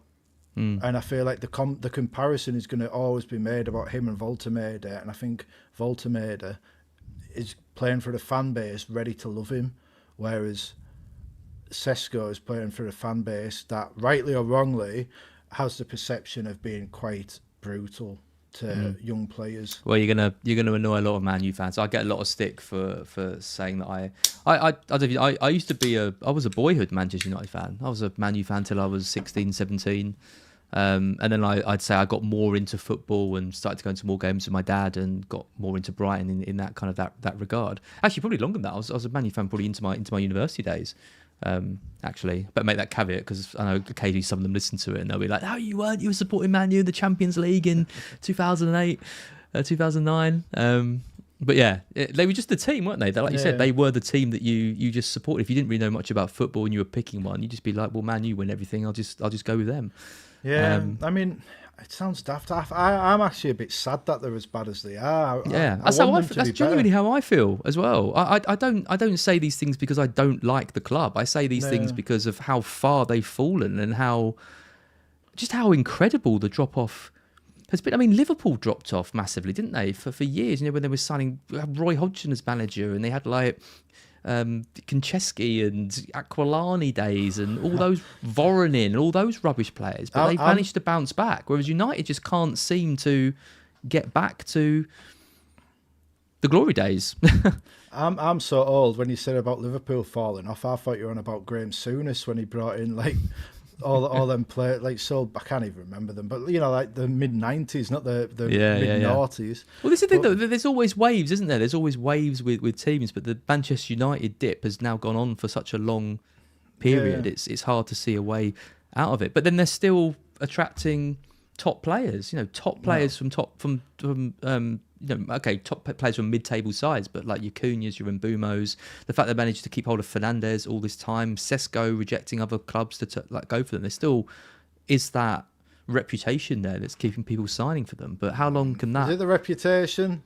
Or is it the fact they're £1 billion in debt and still allowed to spend 300,000 a week on average players, whereas Newcastle can't, even though we can afford? It makes no sense, these rules. They just make, especially when you grew up before them and you're into football before them. Simmons though, I mean, what do you make of him? I mean, another signing for, a team that.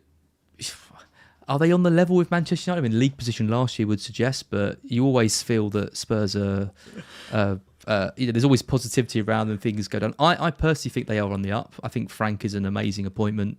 I think their squad depth is still lacking, but Simmons looks like a good signing to give them a bit more cover across those areas. I mean, the stats on the screen are his FBref data.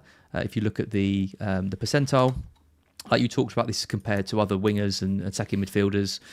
He's in kind of the top 20% of non-penalty goals, top sort of 40-ish% of assists. But when you look at things like passes attempted, progressive passes, clearances, the aerial duels as well, the shot creating actions, again, he's in that Walter Marder role of, okay, maybe the shots aren't necessarily there, and the amount of shots he's having is quite low, and the XG is quite low. And if you look at this table, which shows the intensive run, so his ability to press, in the Bundesliga last year he was joint 9th.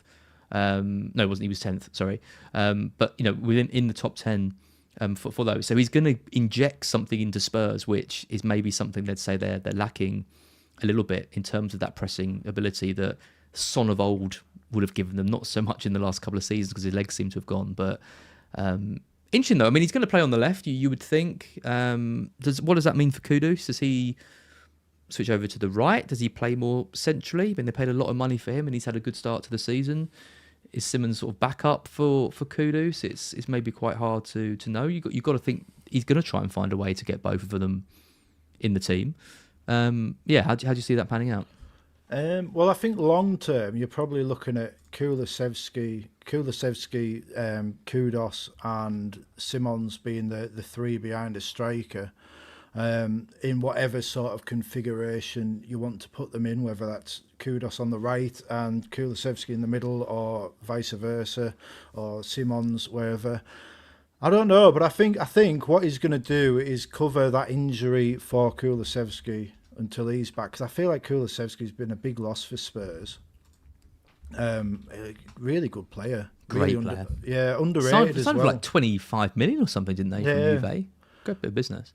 I think maybe because he lacks a touch of pace, he's a bit underrated. But when I see Simmons, I look at that and I see he's a good player. He doesn't look spectacular, but there's room for growth. He's still quite a young player. So really, I mean, I think it's Brennan Johnson that's going to lose out ultimately from the minutes. I think he's the place he takes. Sorry, I've used far too many pronouns there and confused myself. I think Simmons takes Johnson's place immediately. But like the thing with Frank is as well, he's quite a versatile manager when it comes to formations. So Simmons is quite a versatile player. Well, this is it. I mean, Kudus can play on the left, he can play on the right. Simmons can obviously play in the 10, or he can play on the left. There's obviously even Richarlison can play on the left if needed, and then play up front. He obviously wants a team which is versatile. I mean, Solanke is the odd one out there because he can only play as the centre forward 9, and maybe that is going to harm his prospects going forward in terms of getting into that team. Because if he's not playing in the 9 role, he's not playing in the side. Yeah. I mean, if you're being kept out of the team by Richarlison up front, you've got to be asking questions about yourself, haven't you? But I don't know. He did not live up to the expectations, Solanke. He's £65 million on a striker. Again, one good season, it's £65 million. So he's in a bit of trouble there, I think.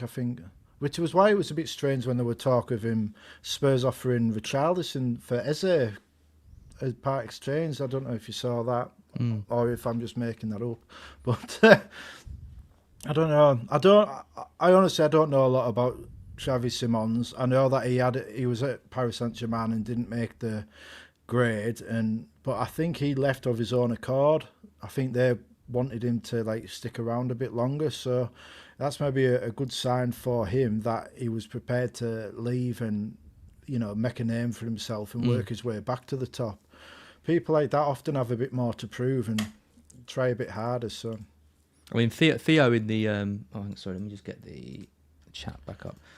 Theo in the chat says about Sar. Sar's had a good start to the season. Looked really good in the games that I've seen, hitting the DEFCON points, so clearly making those tackles, those blocks. He's getting involved in the attacking play.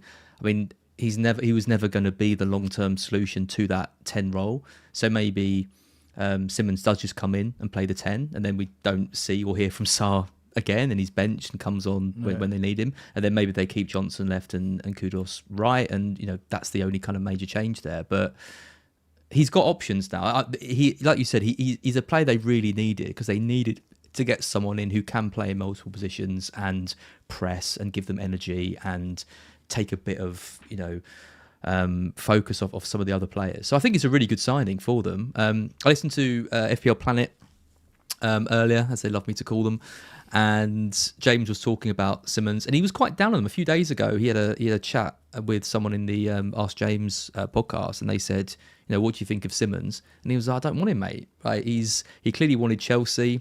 They've obviously gone for Garnacho. They haven't paid the money for him. He's come to us. Is he really up for it, you know, to sign for us?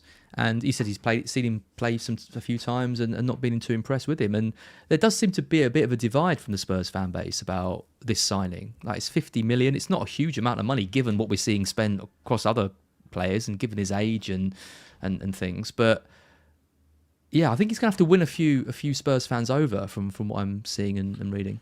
Yeah, I mean, if the perception is that you wanted to sign for a local rival, it's always going to be a little bit harder to win over the fan base. But, I mean, he got 22 goals and 24 assists for Leipzig in 78 games, which is a great record. Yeah.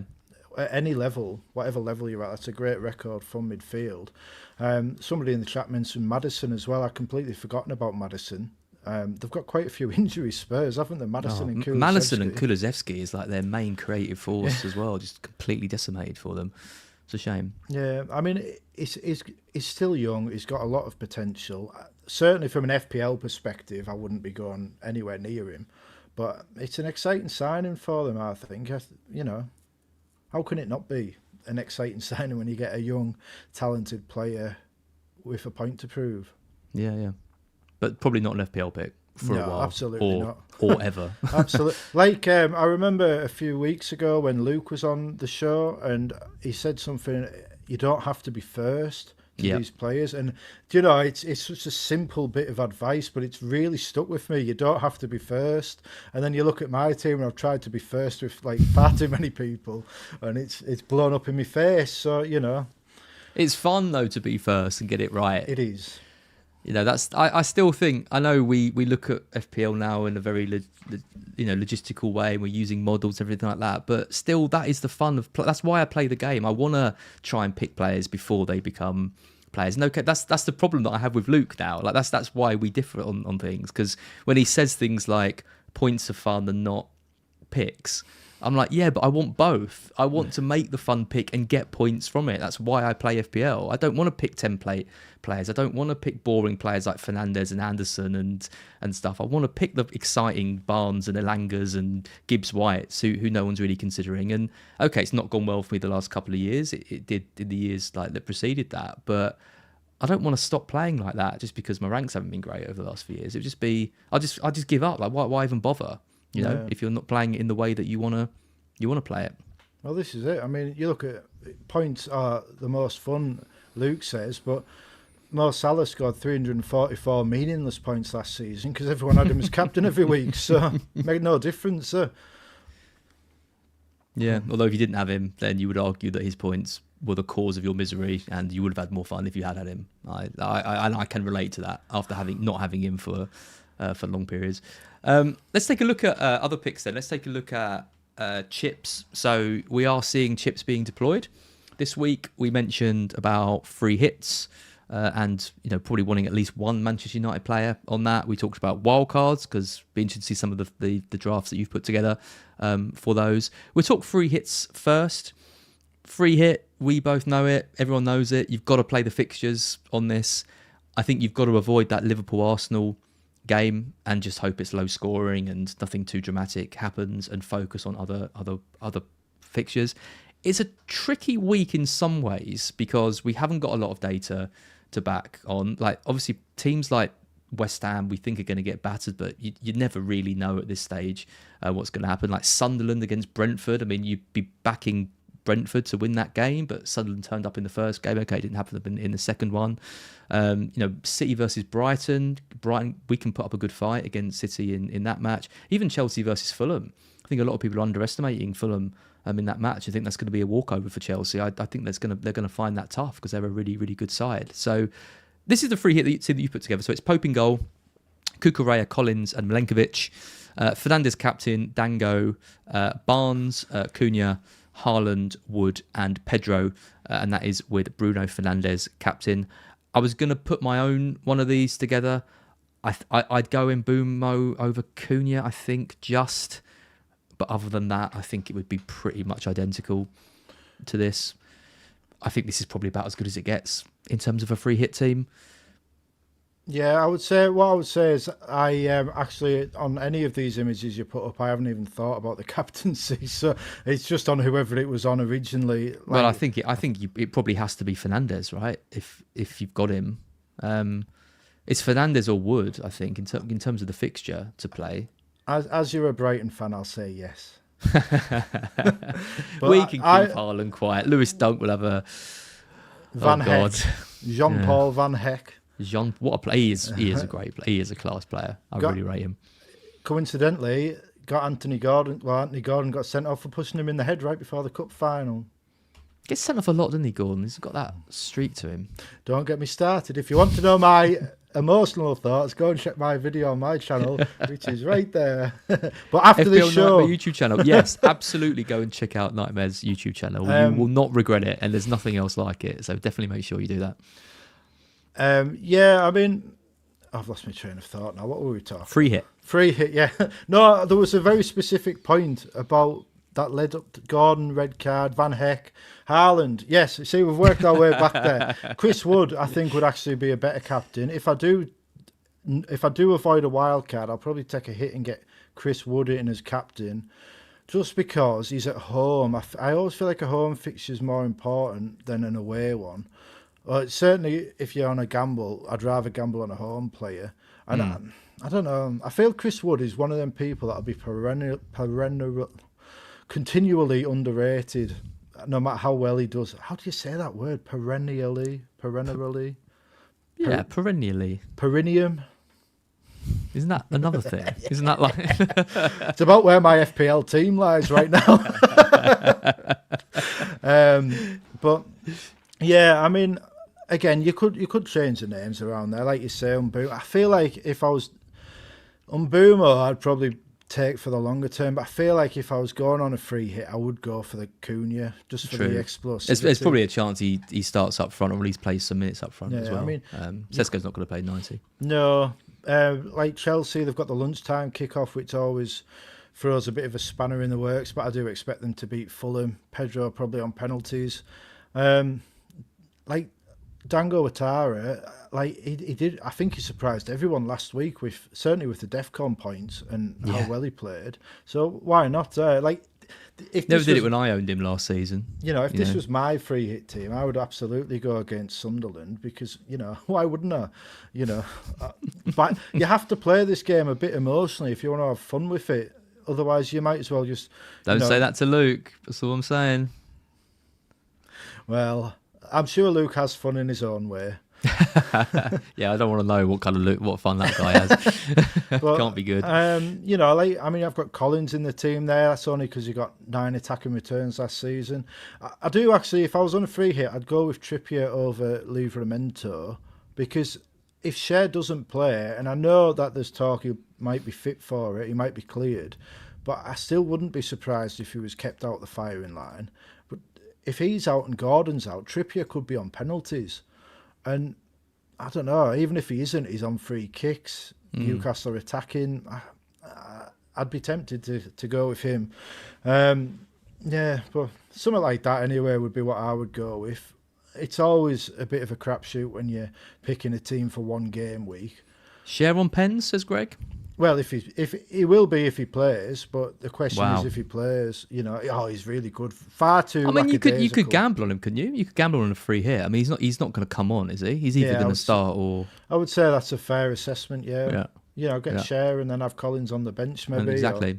Something like that. Or Dorgu could. He's popular. He is, and sometimes on a free hit, you need to have a few popular picks just in case the rest of it, just in case you got triple Forest defence and they concede inside 70 seconds. I've got the double. You know that's going to happen to a bloody full crew goal. Just going to get some comments from the chat because we've ignored the chat probably a bit too much this stream. And yeah, thank you for all the comments and really nice messages. I mean, Paul O'Connor, love Andrew, bit of fresh air to the FPL community. You make a bad game week feel good. Well done for your great content. How nice is that? I feel, I was a bit worried about the chat and I thought they might be a bit savage to me.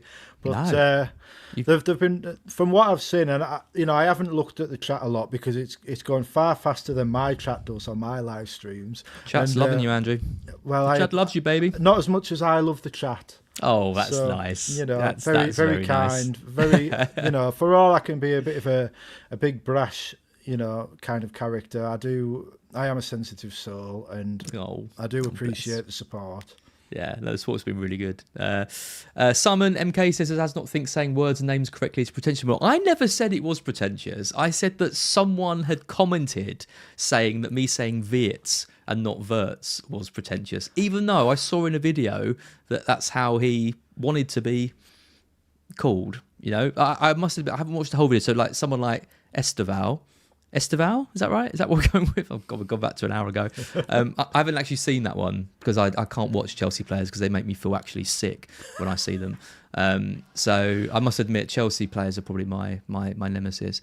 We had a super chat earlier, which I completely missed. We will take that now. I moved Palmer out and also upgraded one of my defenders before the Wolves press conference. Now I have only 7 attackers, assuming Strand Larsen won't start.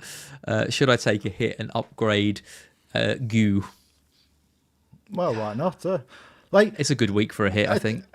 What I would say is I feel people should be aggressive this season because I don't think there's any long runs of fixtures for any team apart from, I'd say Chelsea for the long term, and then Spurs are the only two that you could really say are worth holding long term at this stage. So you might as well be aggressive. Gui's not going to get you a lot of points, so why not? But if you've got 7 attackers, I've got like 4 attackers, and so you dream of having 7 attackers in your team. No, I would not be scared of taking hits, certainly this stage of the season. Why not? I think a Gu to a Woods or a Pedro or even a Mateta or someone like that, it's going to pay off, isn't it? I would say so. Particularly if Palmer's out for a while. There's no guarantee he's going to be back even straight after the international break ends. And if he's not, you're going to really be regretting not doing that. So yeah, I'd say go for it. Nimel says, hi guys, legendary guest. Oh, thank you very much. Again. And paid us 2 BAM for that. I'm not sure how much a BAM is, but appreciate the BAM. So thank you, Nimel. Very nice. Right, that's free hit then. Let's take a look at your first wildcard draft. So this is one with Salah and Haaland in it. Well, just to go back to that super chat just very quickly, what I would say is when I am considering a wild card, when I think of the wild card I'm planning, I am actually factoring in a 4-point hit for next week as well. So, wild card into a 4-point hit is an unusual strategy, but that is what I am considering. So maybe if you're asking me about hits, I am going to say go for it, pal. Because what have you got to lose? At the end of the day, it's only a few points. It's only a few numbers on a screen. You know, you can be ranked 9.9 million in the world and get on the black box. So don't be scared to take a 4-point hit. Anything's possible. Yeah, Mark's on a hit this week. You know, for all the people saying where's Mark and all that. You know, the godfather of FPL and, you know, people missing him. He's on a hit. He loves a hit, particularly early in the season. So you'll be in good company. Yeah, well, I mean, going from Mark Southerns to me is like going from Haaland to Gooey. You know. I don't agree at all with that statement. I will say. Cool. Yeah, talk us through this wildcard then. I realise I keep messing up all the text because I'm trying to get this bloody thing a bit. What I would do is go next to the plus sign and just press enter, and then you get Salah plus Haaland on 2 separate lines. Yeah, you would hope it would be that easy, but. Oh, also before it is that easy. Great advice. Before I get into this, that lad that said about the pronunciation. What I will say, this is a little known trick in the YouTuber field. If you pronounce things wrong or get things wrong just a little bit, people love to comment on it and tell you how wrong you are. So it gets your algorithms going. So I always try and pronounce, at least I always say Milenkovic. I know it's Milenkovic, but I always say Milenkovic because I want people to correct me. Playing the game, you are. Well, I'm honest. Playing the game. But if I'm honest with them, like I always am, I am always honest, and you know, this is what you have to do. This is what you have to do sometimes. And I have no problem making myself look stupid if it makes other people feel better, which is, as you can see, look at me rank. This is what Az is using me for tonight, to make you all feel better about your own seasons. I would just like to clarify that I invited you on here before the season even started. So you could have been first in the world or 9.8 million in the world, and you would still be welcome on this stream, as you always will be. We don't, you know, there's some people out there who care maybe a little bit too much about what people's ranks are. And, you know, I think at the end of the day, if you're having fun and you do your research like you've clearly done, you know, why shouldn't you be able to do a stream and talk about things and make content? It's absolutely ridiculous, the levels that we go to say anyone who doesn't finish in the top 10k shouldn't be doing like streams and content. It's just, yeah, it's always been absolutely crazy to me, that. I best not talk about these people because the last time I did on a stream, it was a bit bit raunchy. Some of them do not get mentioned on here because they don't deserve any sort of mention from anyone. No. Anyway, let's talk about players like Agabadudu. I love him. Yeah. I love him. I noticed you pronounced his name incorrectly there. I listen. I listen Secret to these tricks. things. I could start a sing-along in the chat, but I'm not singing on my BlackBox debut. Oh, please, have a bit more Vimto and let's get into it. I haven't had any of the... Oh, yes, I have. No, I'm not singing. I love Agbadu. Like this is... like Agbadu could be anybody. You know, you've got Senesi, you've got some genius who's got Van den Berg right before he got two DEFCON returns. Don't mention him, God. You know, why do you know someone who's got Van den Berg as? Somebody perhaps ahead of you in the rankings? I don't want to talk about them. So, you know, they'll be listening right now. And they've already said that I shouldn't be reading them romance novels, which I found quite hurtful. No, we cancelled that Amazon order of 50 Shades. Yeah, like when you look at a wildcard, it's more about structure than about names, really. So I've got Agbadu there. It could be Senesi, could be Van den Berg, could be any 4.5 million. But what I like about Agbadu, Wolves have got 4 really good fixtures. I think they've got the 3 promoted teams and West Ham in the next 7 games or something. If I just bring him up on my screen. Oh, no, Everton. I can get the fixtures up for you. They've got Everton, Leeds, Sunderland and Burnley before game week 9. Yep. And I just really like them games. And Agbadu, like, he's great for the defensive contributions, but also what a lot of people might not know, and I kind of want to keep it to myself because I doubt a lot of people saw, but I'll be honest with you, like I always am, in his last game, Agbadu actually took a direct free kick. Now, that is exclusive. We should have saved that for the Patreons. But you know, like, I don't know how regularly he'll take. God, it shows how desperate they are for bloody free kick takers. Yeah, I mean, disrespect. You'd think that John Arias would take them most of the time, but you know, sometimes you just need somebody to run up and strike the ball. And if it's a potential, We've tried that with Dunk for years, and let me tell you, it's an absolute disaster every time he steps up. Van Dijk sometimes. Can you remember all the videos in pre-season of Van Dijk? Yeah, Van Dijk on free kicks. So, I mean, I like Agbadou, but if somebody prefers Senesi, that's fine. Again, like I feel like if you've got Haaland and Salah, you can't fit a 6 million defender in. So, I mean, this is the team, just for the podcast listeners. So it's Sells in goal with Porro, Burn and Agbadou. It's Salah, Sarr, Reinders and Kudus. And then Haaland, Wood, João Pedro, and a bench of Dubravka, King, Gahey, I'm guessing, assuming he moves. I mean, either way, if he moves or doesn't, he's still going to be a good pick, isn't he? And Rodon. Yeah. I mean, it is interesting because, I mean, I looked at making a Haaland and Salah team before the season started, and I was just horrified with what you could make. I look at this team and think, actually, it's pretty strong. No. Okay, you're losing out on, maybe some of the 6 million defenders. You Van Dijk, Aït-Nouri, maybe a Munoz at a 5.5. You're going a little bit cheaper, but I mean, you've still got a 5 million in Burn. You've got Pedro Porro. You've got Sells as well. You're not going down to a 4.5 keeper. Reinders unlocks things in quite a nice way. I mean, you could even bring a Sarr or a Kudus down to an Anderson, for example. Then you could maybe upgrade one of the other ones to a 6. Yeah, somebody's saying if I get any closer to my screen, I'm going to come through like the Ring. That would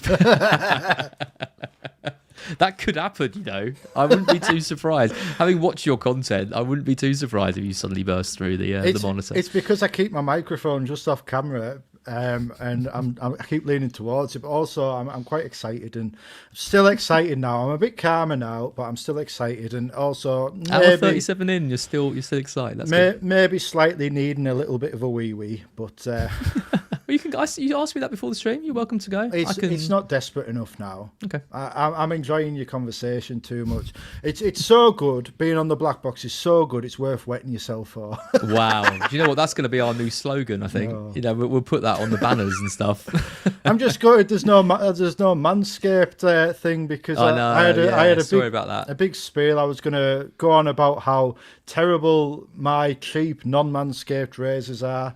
And then I was going to say, look at the scars on my head. That's from using non-Manscaped razors. Oh, then you'd pulled your pants down and it would have gone way too far and we'd lost the sponsorship. But, what 5 minutes. That was the next thing I was going to say, that you'd gone to Manscaped and said, look, we've got the Nightmare coming on. Can we get the advertisement? And they'd said, what's his overall rank? And you'd said 9.9 million, and Manscaped said, no, only experts get sponsored by Manscaped. Go and give Remington a ring or something. Use one of the inferior brands. I don't think Manscaped have a clue what is going on in the FPL space. I think they see the demographics being like 98% men, and their little eyes light up with dollar signs. Mate, fair play to them. Respectfully. Love you, Manscaped. Please don't drop us. They're not going to drop you. Why would they? Well, we were talking about them now. They're not even sponsoring this episode, no, so exactly. They're getting their money's worth. They want to pay you double next time. Right, talk about your wildcard team. Come on, stop talking about balls. Well, this wouldn't be my wildcard team because, rightly or wrongly, Thanks for sending that in. Rightly or wrongly, I will not get more Salah in my team. Even now, I won't get Salah, and I'll tell you for why. It's because I just think he makes us all lazy.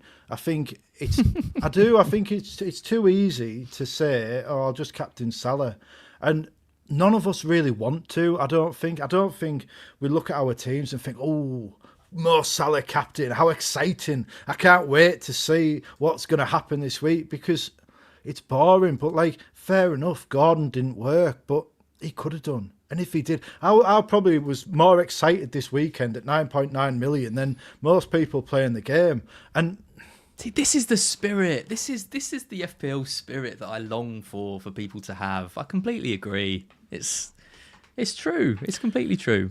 I mean, people are captaining him this week. Yeah, I mean, if you're captaining Salah against Arsenal this week, I mean, I know there's not an obvious other candidate, but live a little bit dangerously. Against Arsenal versus so many fun picks this week that you can go for that aren't Mohamed Salah. This is it. And you're going to captain him so many other weeks in the season. Just live a little. I mean, there's about 5 strikers you could captain this week that'll outscore him. And fair enough, he might do something against Arsenal, but I mean, I'd rather captain Gyökeres. Just because it's that's a bit far. Is it? You had me until then. How many goals did Liverpool concede against Bournemouth?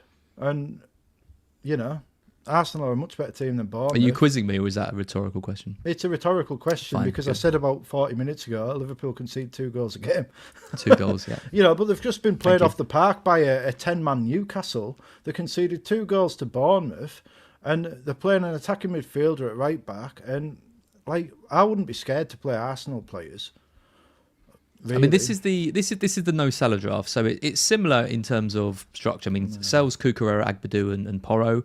Fernandes, Kudu, Semenyo and Sarr, so a lot of the same players coming in. Haaland, Wood and João Pedro. And then you've got Reinders on the bench with Guehi and Senesi. I mean, the one thing is I look at this team and there's no Salah, and I don't think it is a lot stronger than the one that had both of them in. You've got the 6 million Cucurella in defence. You've got Wood, I think, who maybe we didn't have in the other one. No, the strike force is the same. The strike force is the same. Okay, so it's Semenyo then. Sorry, Semenyo's not in the other one. No, it's Fernandes.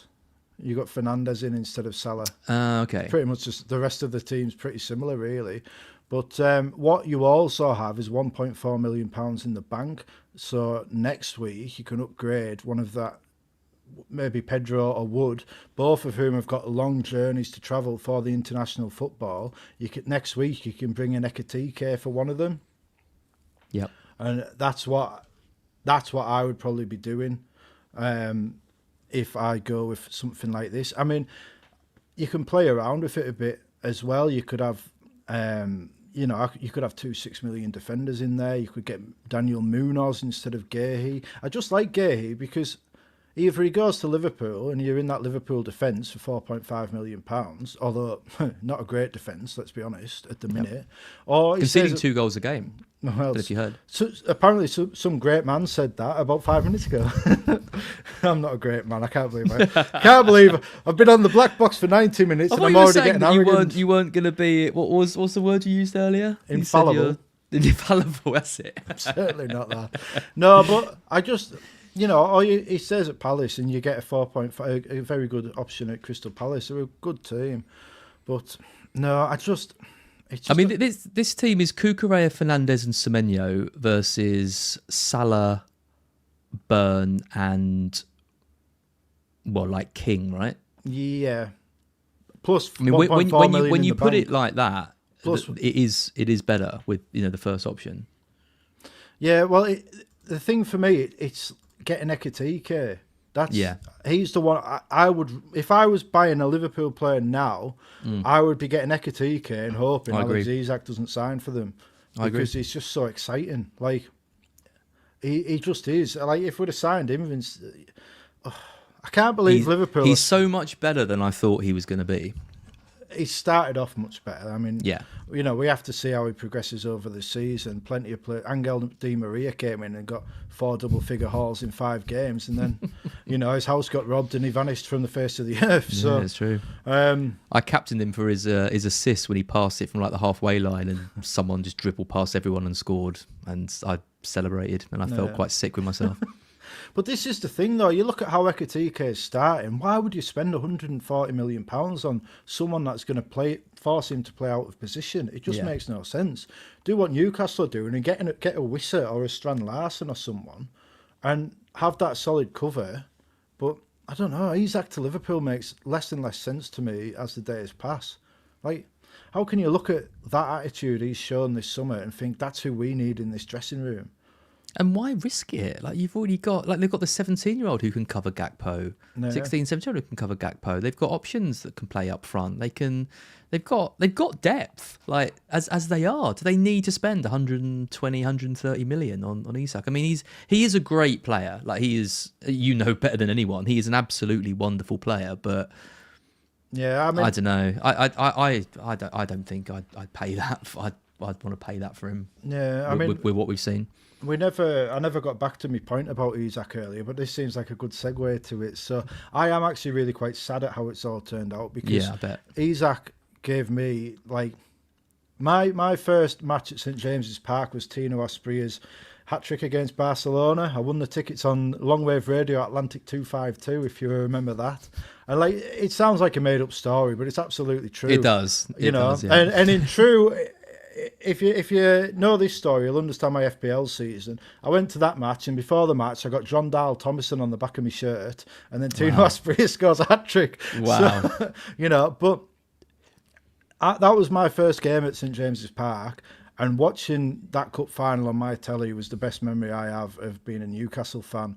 And it was Isak and Big Dan Byrne, but it was Isak that gave us that. When he stood on the barrier with his arms outstretched, like, oh man, like the video I made the week after, I'm getting emotional now thinking about it. It was just, especially after everything with Mike Ashley and all the Kevin Keegan and and like my own life has not always been great. There's not always been any, and like sometimes you have to search for hope to keep on going in life, and that was certainly what it was like for Newcastle. Like, I'm not comparing the two, but under Mike Ashley it was a nothing club. It was like being ravaged with depression in football terms, because there was no reason. You felt no reason to exist. And then this team have come together under this wonderful manager, and then they took us to Wembley, and we lost the first time, and we got back up, and we got up off the canvas, and we went back, and like there was no doubt we were beating Newcastle that day. There was not a single Newcastle fan that thought we were losing that. We just knew it was in the air, and when he did that, like it's an emotional day for me. These are emotional memories, because of everything, that went before. And it's Isak that gave us that. And I hate the language that's going around about him. I hate the way he's getting treated. Like the word, I've never heard the word rat used to describe someone so much, and I hate it. I hate it, because whether he's making the right or the wrong decision, like you can understand his decision. He was promised a contract. He wasn't given it. He stayed for the extra year. He didn't kick up a fuss last summer. He stayed for a year. He's won us the cup. He's led us to the Champions League. And now he wants to go and play for the champions. Like, if you take a step back, you can say, fair play to the bloke. He could have kicked up a fuss last summer, demanded a move, didn't. Took us to possibly our greatest season, certainly of my life. It's definitely the greatest memory. And then all this has happened this summer, and I just feel really, really sad, because he deserves to be remembered as the legend he is. Like, I did the stream with Gary Have a Beer, and we were talking about, that infamous stream where I got a bit rowdy, but later on we were talking about our Newcastle Premier League 11s, and I honestly, I couldn't put Shearer ahead of Isak, because like, After the same length of time at the club, Isak was matching Shearer for goals per game. But wow, Isak took us Isak won us a trophy. And he played half of the first season on the left wing. I love the bloke, and I'm really sad that it's happened the way it has. And I hope Liverpool don't come in, and he is forced to stay for another year, and then this horrible impasse is smoothed over, and it ends in a nicer way. I think the problems are, watching it from the outside, is that we all saw that connection that he had with the club, and that picture of him is iconic, and him on the bus, and he looked like he breathed the city, loved the fans, had this amazing connection with everyone, and then for that to go so quickly to be like, I'm not going to go on the tour, I'm not going to train, I want this move and all that, and then you start hearing the reasons about it, but it's come at a time when there's so much focus on player power and agents and all the issues that things have around that, and I think that's what feeds into that negative spiral, because the economy is messed up at the moment, people are struggling to earn money, and whether right or wrongly, I mean, they're completely different situations, but when you've got someone earning that amount of money playing a game and they won't even turn up to training, they're deleting their social media things, which I think is very, obviously they're being, actually I'm not sure if Isak's done that, but you're seeing other players do that, for example. Yeah, a lot of it just feels very replacement. It feels very childish in a way. It's like this player's just throwing their toys out the pram and refusing to do things, even though they should be. And I know there's reasons associated with it, but I find it hard to really get on the side with the player when you're seeing these things. And you look at Palace. I mean, you look at how Eze handled things. You look at how Morgan Gibbs-White handled things. You look at how Gahey is handling things, starting in the games. Yeah. And then you look at Visser and Isak, and it's like a completely different thing. But obviously, there's specific individual situations that we're not privy to. So it's an absolute mess of a situation, and it's going to be really interesting to see how it gets resolved over the next few days. Because I still don't think he's going to go. I don't think they're going to pay it. I think they're going to try and get him on the cheap, and I think you can see it being one of them deadline day sagas that Sky have been desperate for about 10 years now, where you've got Wissa hanging out the window like Peter Odemwingie, if you remember him all the years back. Maybe even Wissa will drive up to Newcastle off his own accord. Peter Odemwingie, yeah, of course. But that was iconic. That was that deadline day. Yeah. I can't see Liverpool, because they're the only ones bidding for him. I just can't see them going to the price Newcastle would find acceptable, and I think Isak's panicking. I do. He strikes me as someone that's seen Liverpool sign Ekitike, and now he's seeing this dream move slip through his fingers, and he's doing what he can to make it so it has to happen. But I just don't think Liverpool really want him, and I know that's maybe a strange thing to say, but I don't think they've ever wanted him, because as soon as we went to sign Ekitike, they've gone and took him. Yeah. If they'd let us, if we'd have signed Ekitike, Isak would be a Newcastle player. It's very strange for him to have put so many eggs in this basket when there was no real guarantee that it was ever gonna happen. No. Which is what I find so interesting, because there's no other clubs interested. I mean, I know he's had maybe an offer from Saudi or something like that, but there's no Premier League clubs, Italian clubs, Bundesliga clubs anywhere that are willing to go anywhere near like that price for him, because they've got other targets and they've signed other players. But in a year, Lewandowski will be leaving Barcelona. Harry Kane will need replacing. There'll be a World Cup to put himself on the world stage, and I just don't understand why it all has to happen now. Yeah, and I mean, Kane wasn't far off this, was he? When he was at Spurs and he had that last season, and I think he went on strike, didn't he? Yeah, he went on strike, and there was lots of talks did. Exactly, and then he got back into the team and didn't have his best season, but still managed to get a 80-90 million pound move, the next year. So there is a way back for him, but yeah, it is sad. I think what's happened with him. And it's sad hearing you talk so passionately about it as well, because that is how you feel when this is happening, like to your players, and these things are going on. I mean, I'd say at Brighton we've been quite lucky, because even though we've lost big names like Casado's left, McAllister's left, Pedro's left, there's none of them really that I've had that strong an attachment to where it's really affected me. Like McAllister went after winning the World Cup. We knew we were never going to be able to keep him. Casado going for 150 million to like the team that he supported when he was a kid growing up. Like you don't begrudge these players for these leaves, these moves. Cucurella is the one which is still a little bit, I don't know why, he seems to get a lot more flack than anyone else. That one just felt a little bit more, I think because of him generally, he's not the most likeable sort, whereas the others, I mean, Pedro's got a bit of that as well. I wonder what the reception will be to Pedro when he turns up at the Amex. But yeah, interesting stuff. Let's take a look at your team then. So this is how you're from the emotional to the tragic. Well, this is how you're currently set up. So it's Sells in goal. It's Mateus Nunes at the back, Milenkovic and Agbadou.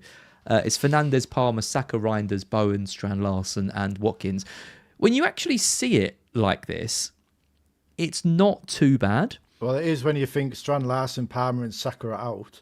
But you've got two transfers, right? I've got one transfer. Oh yeah, you're screwed. I brought in Gordon. I take it all back. Yeah, we've won. Yeah, I mean it's a -8 or a wild card, isn't it? I think.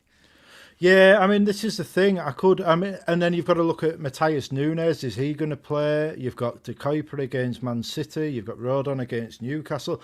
Reinders, is he absolutely nailed? Will he be rotated out? You've got Rodri getting minutes now. Bowen's out of form. Watkins is out of form. Man United are out of form. It's just hideous. It's absolutely hideous, and it shouldn't be. Like, if you told somebody this team. Excuse me, if you told somebody this team 2 weeks ago and said they'd be ranked 10 million in the world, you wouldn't believe it. And be wildcarding.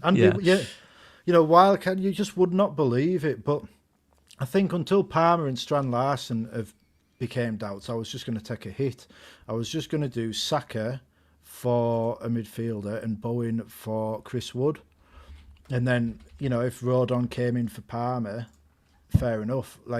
Because maybe Rodon only gets 3 points, but I'd have to get another midfielder in to get 7 points, 8 points to beat a 3 points of Rodon with a hit. And it's just it's quite hard to predict which players are going to get 8 points. And if you can't, then you might as well just not take the hit.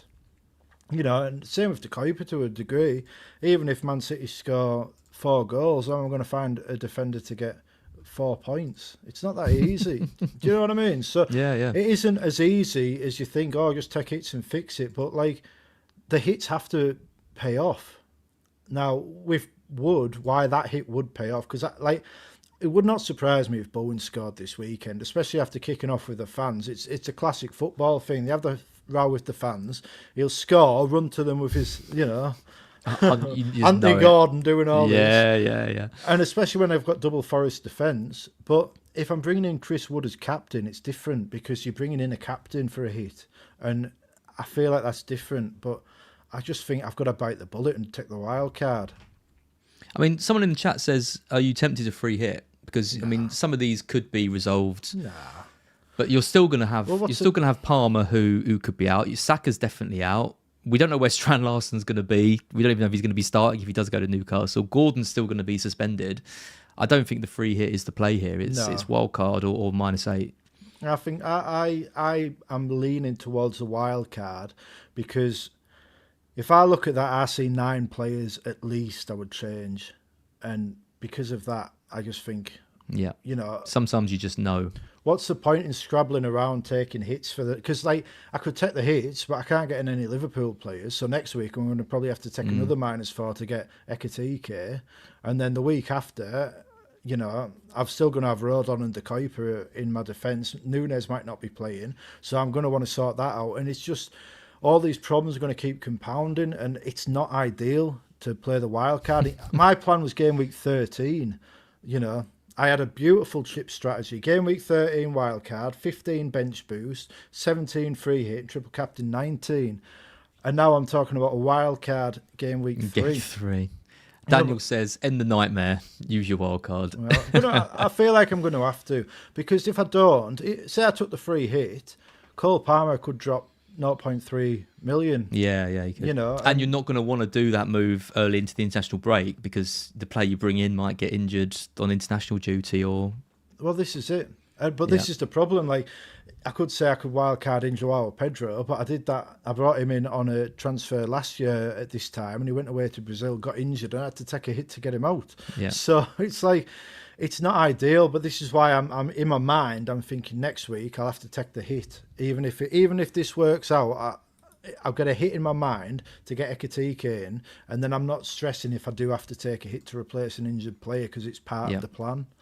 So I'm also thinking I could even go wild and bench boost in game week 4, and try and turn the season around a bit, get a bit of momentum. The nice thing as well is you might be able to triple captain Haaland in 6 because a lot of people are going to be wildcarding potentially to get Haaland and not able to use the chip. So doing it early does at least let you do that. Or at least have the option to do that in 6 against Burnley. Yeah, I would definitely be getting Haaland in, whether I triple captain. The problem I have with that is I feel Haaland could actually end up get rested for that game. If you think of the Champions League matches and stuff, it's the sort of game you could... if you put Marmouche in for that game, it's not the end of the world, is it? Yeah.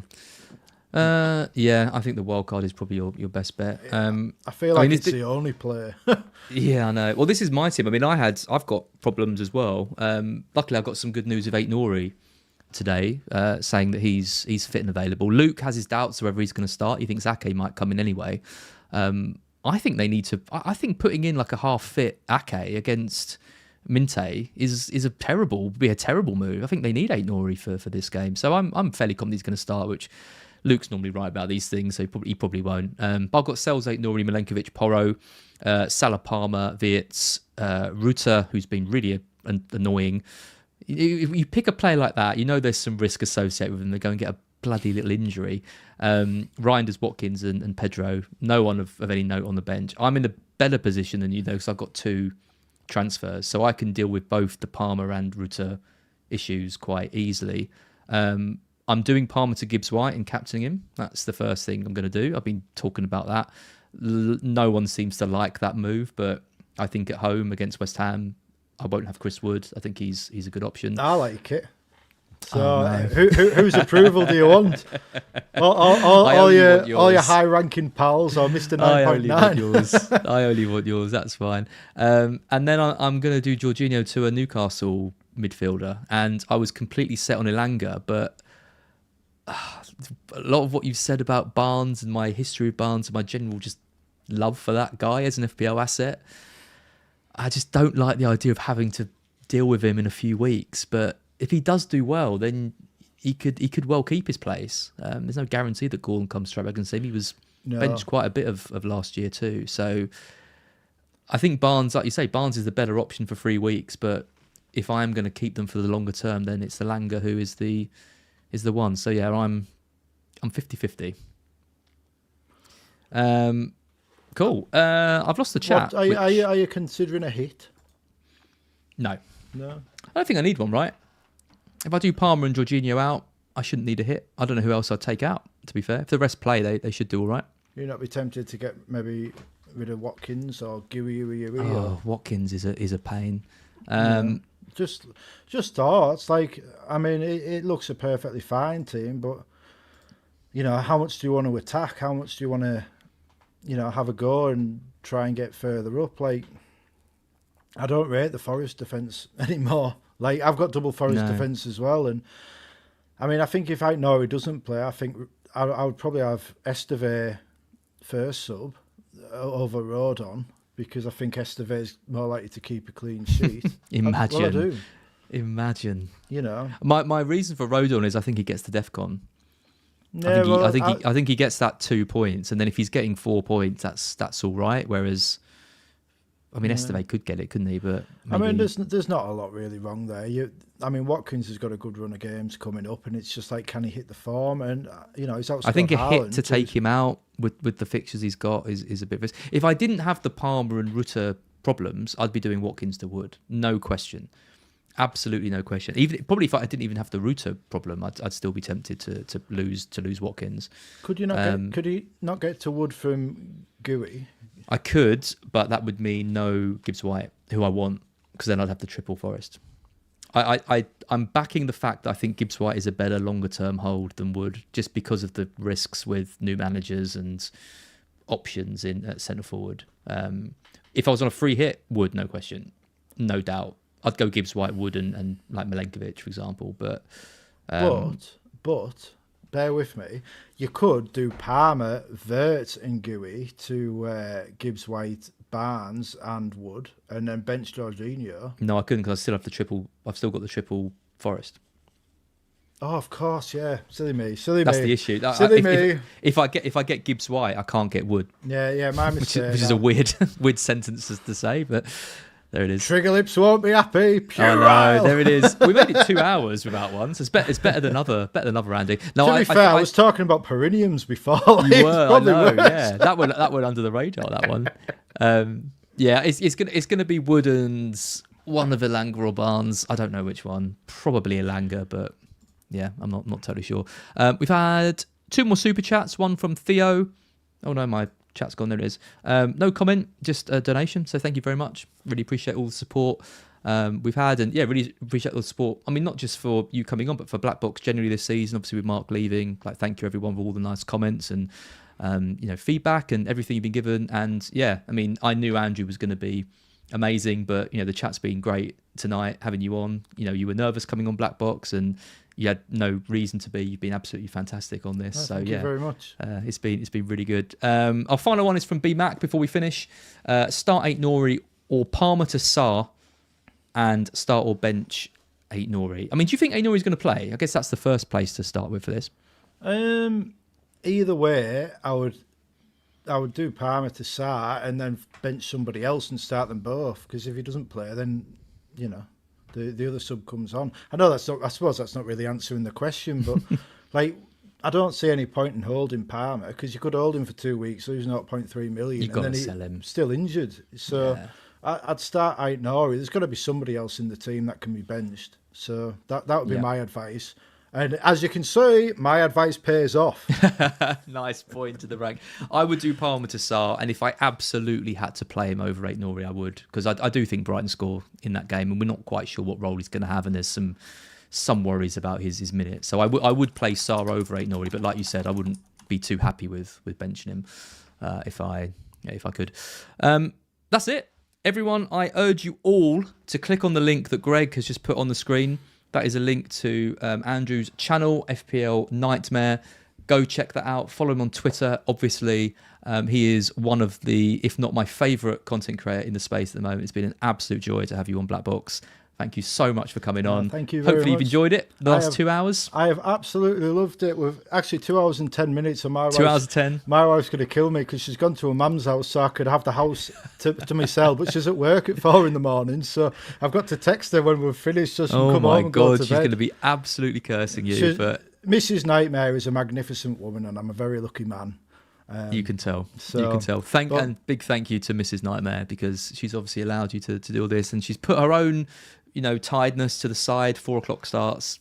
Not easy. No, she's a wonderful woman. Yeah. I just want to give a quick shout out to Andy North as well, because it can't be easy coming on such an established platform and trying to replace such a beloved legend as Mark Southerns.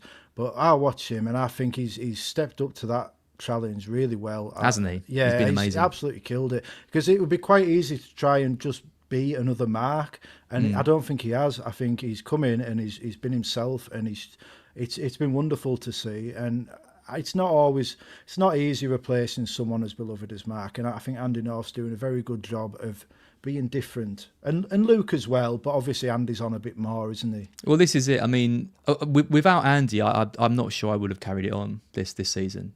So I needed someone who I got on well with, and I knew could do it with me, and have a bit of fun, and still knows the game really well and talks stats, everything like that. And Andy was the only one that I would have wanted to have done that with, and Luke is obviously Luke as well, but Luke just hasn't got the time to dedicate week after week at the same time. He's on shift work and it changes rounds. He's the other one. Obviously, if he had, could do the same time every week, it would have been a privilege to have done that with him. But yeah, Andy was always the one. So I'm as much stick as I give him for his terrible Bruno Fernandes shouts, but I'm never blanking. He's been great, and sorting out the Instagram for us and getting everything moving. That we've really missed him. He's been on holiday this week, and the Instagram channel's just gone to complete shit. So we need him back as soon as possible. Can't believe you've swore right at the closing, right at the end. Right you at the told end. me as long as I don't do it in the first 20 seconds, yeah, then we've we're done all right. well. So I've done well not to swear. I've caught myself a couple of times, but I've really enjoyed tonight. Thank you very much. You are more than welcome. And as AT70 says, if your name begins with A, you're a fit for BlackBox. I think that's what we'll carry on. Amazing stuff. Thank you, everyone. Glad to see so many of you in the chat. Do give this stream a like if you haven't already. Make sure you're subscribed to BlackBox and, of course, to FPL Nightmare's channel. And it will be Andy and Luke on the next one, because I'll be moving house down to Brighton on the 9th, and I'm not sure if the internet's going to be ready for the 10th when they're going to be live, so they're going to be doing that one, and then the stream after that will be our first match of the day challenge, which will be really fun. So look after that after the international break. Good luck in Gameweek 3, and we'll see you on the next one.